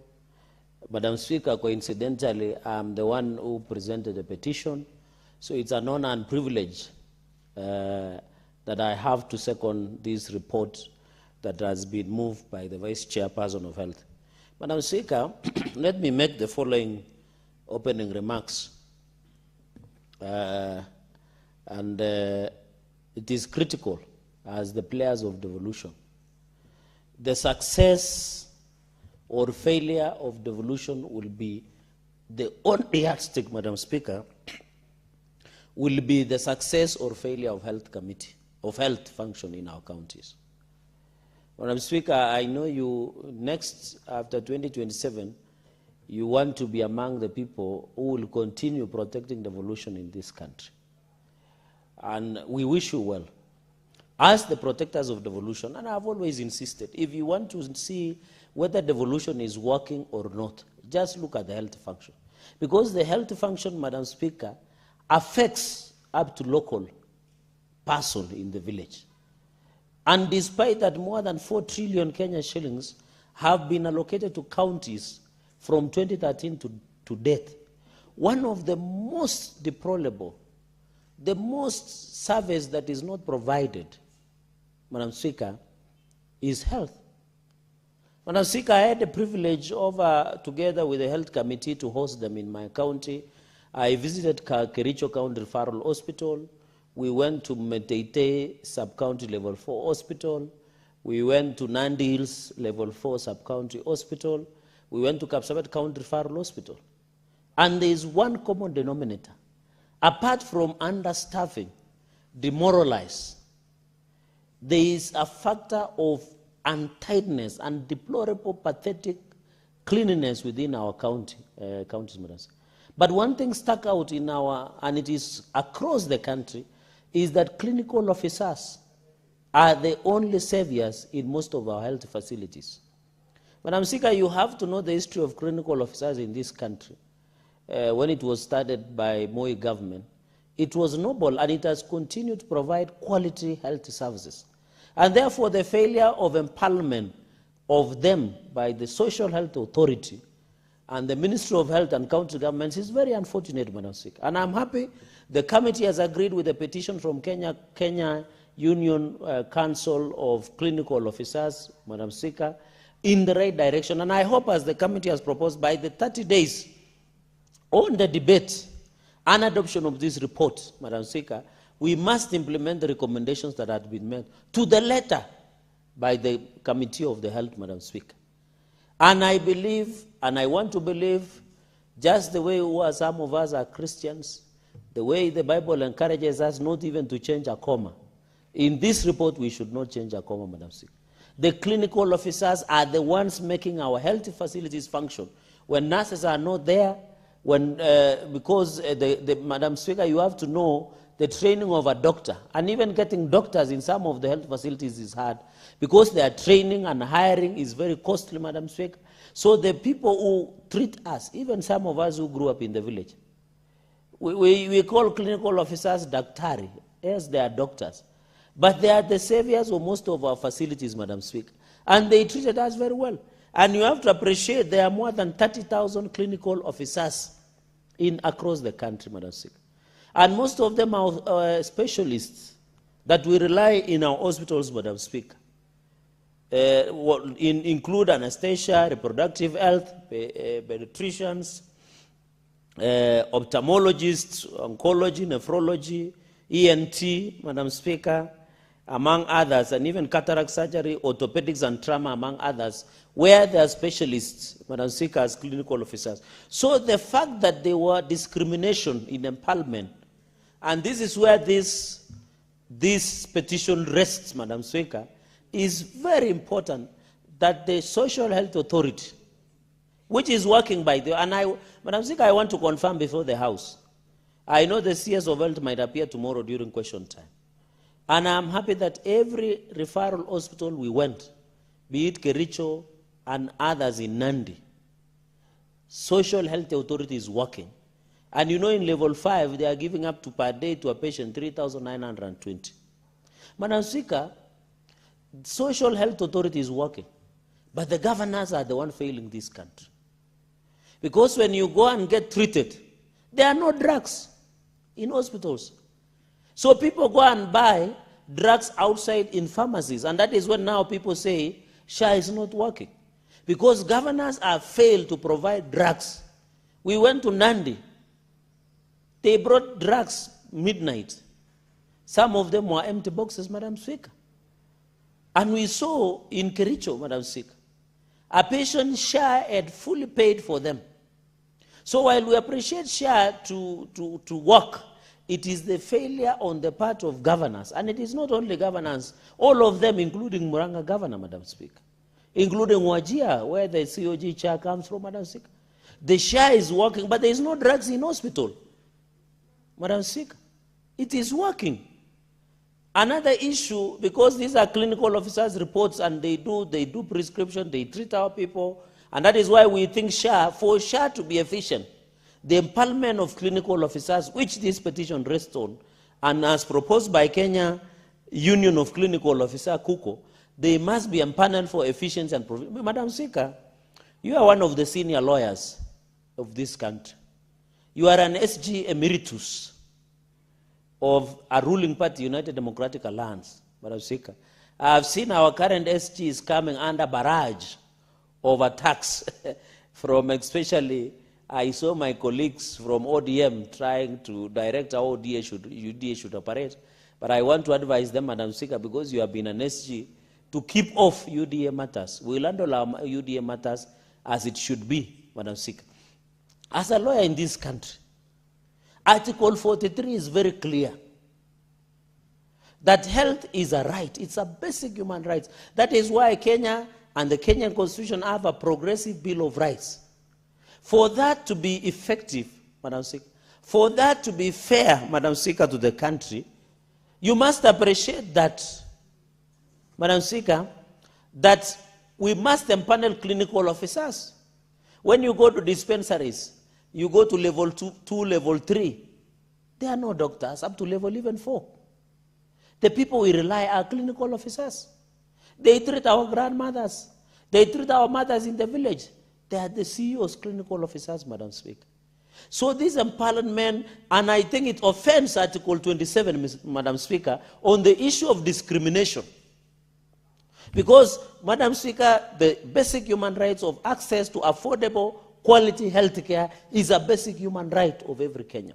And I think, Madam Speaker, the drafters of the Constitution and Kenyans who gave themselves this Constitution made sure that access to medical care includes qualified, competent, and clinical officers and health practitioners, Madam Speaker.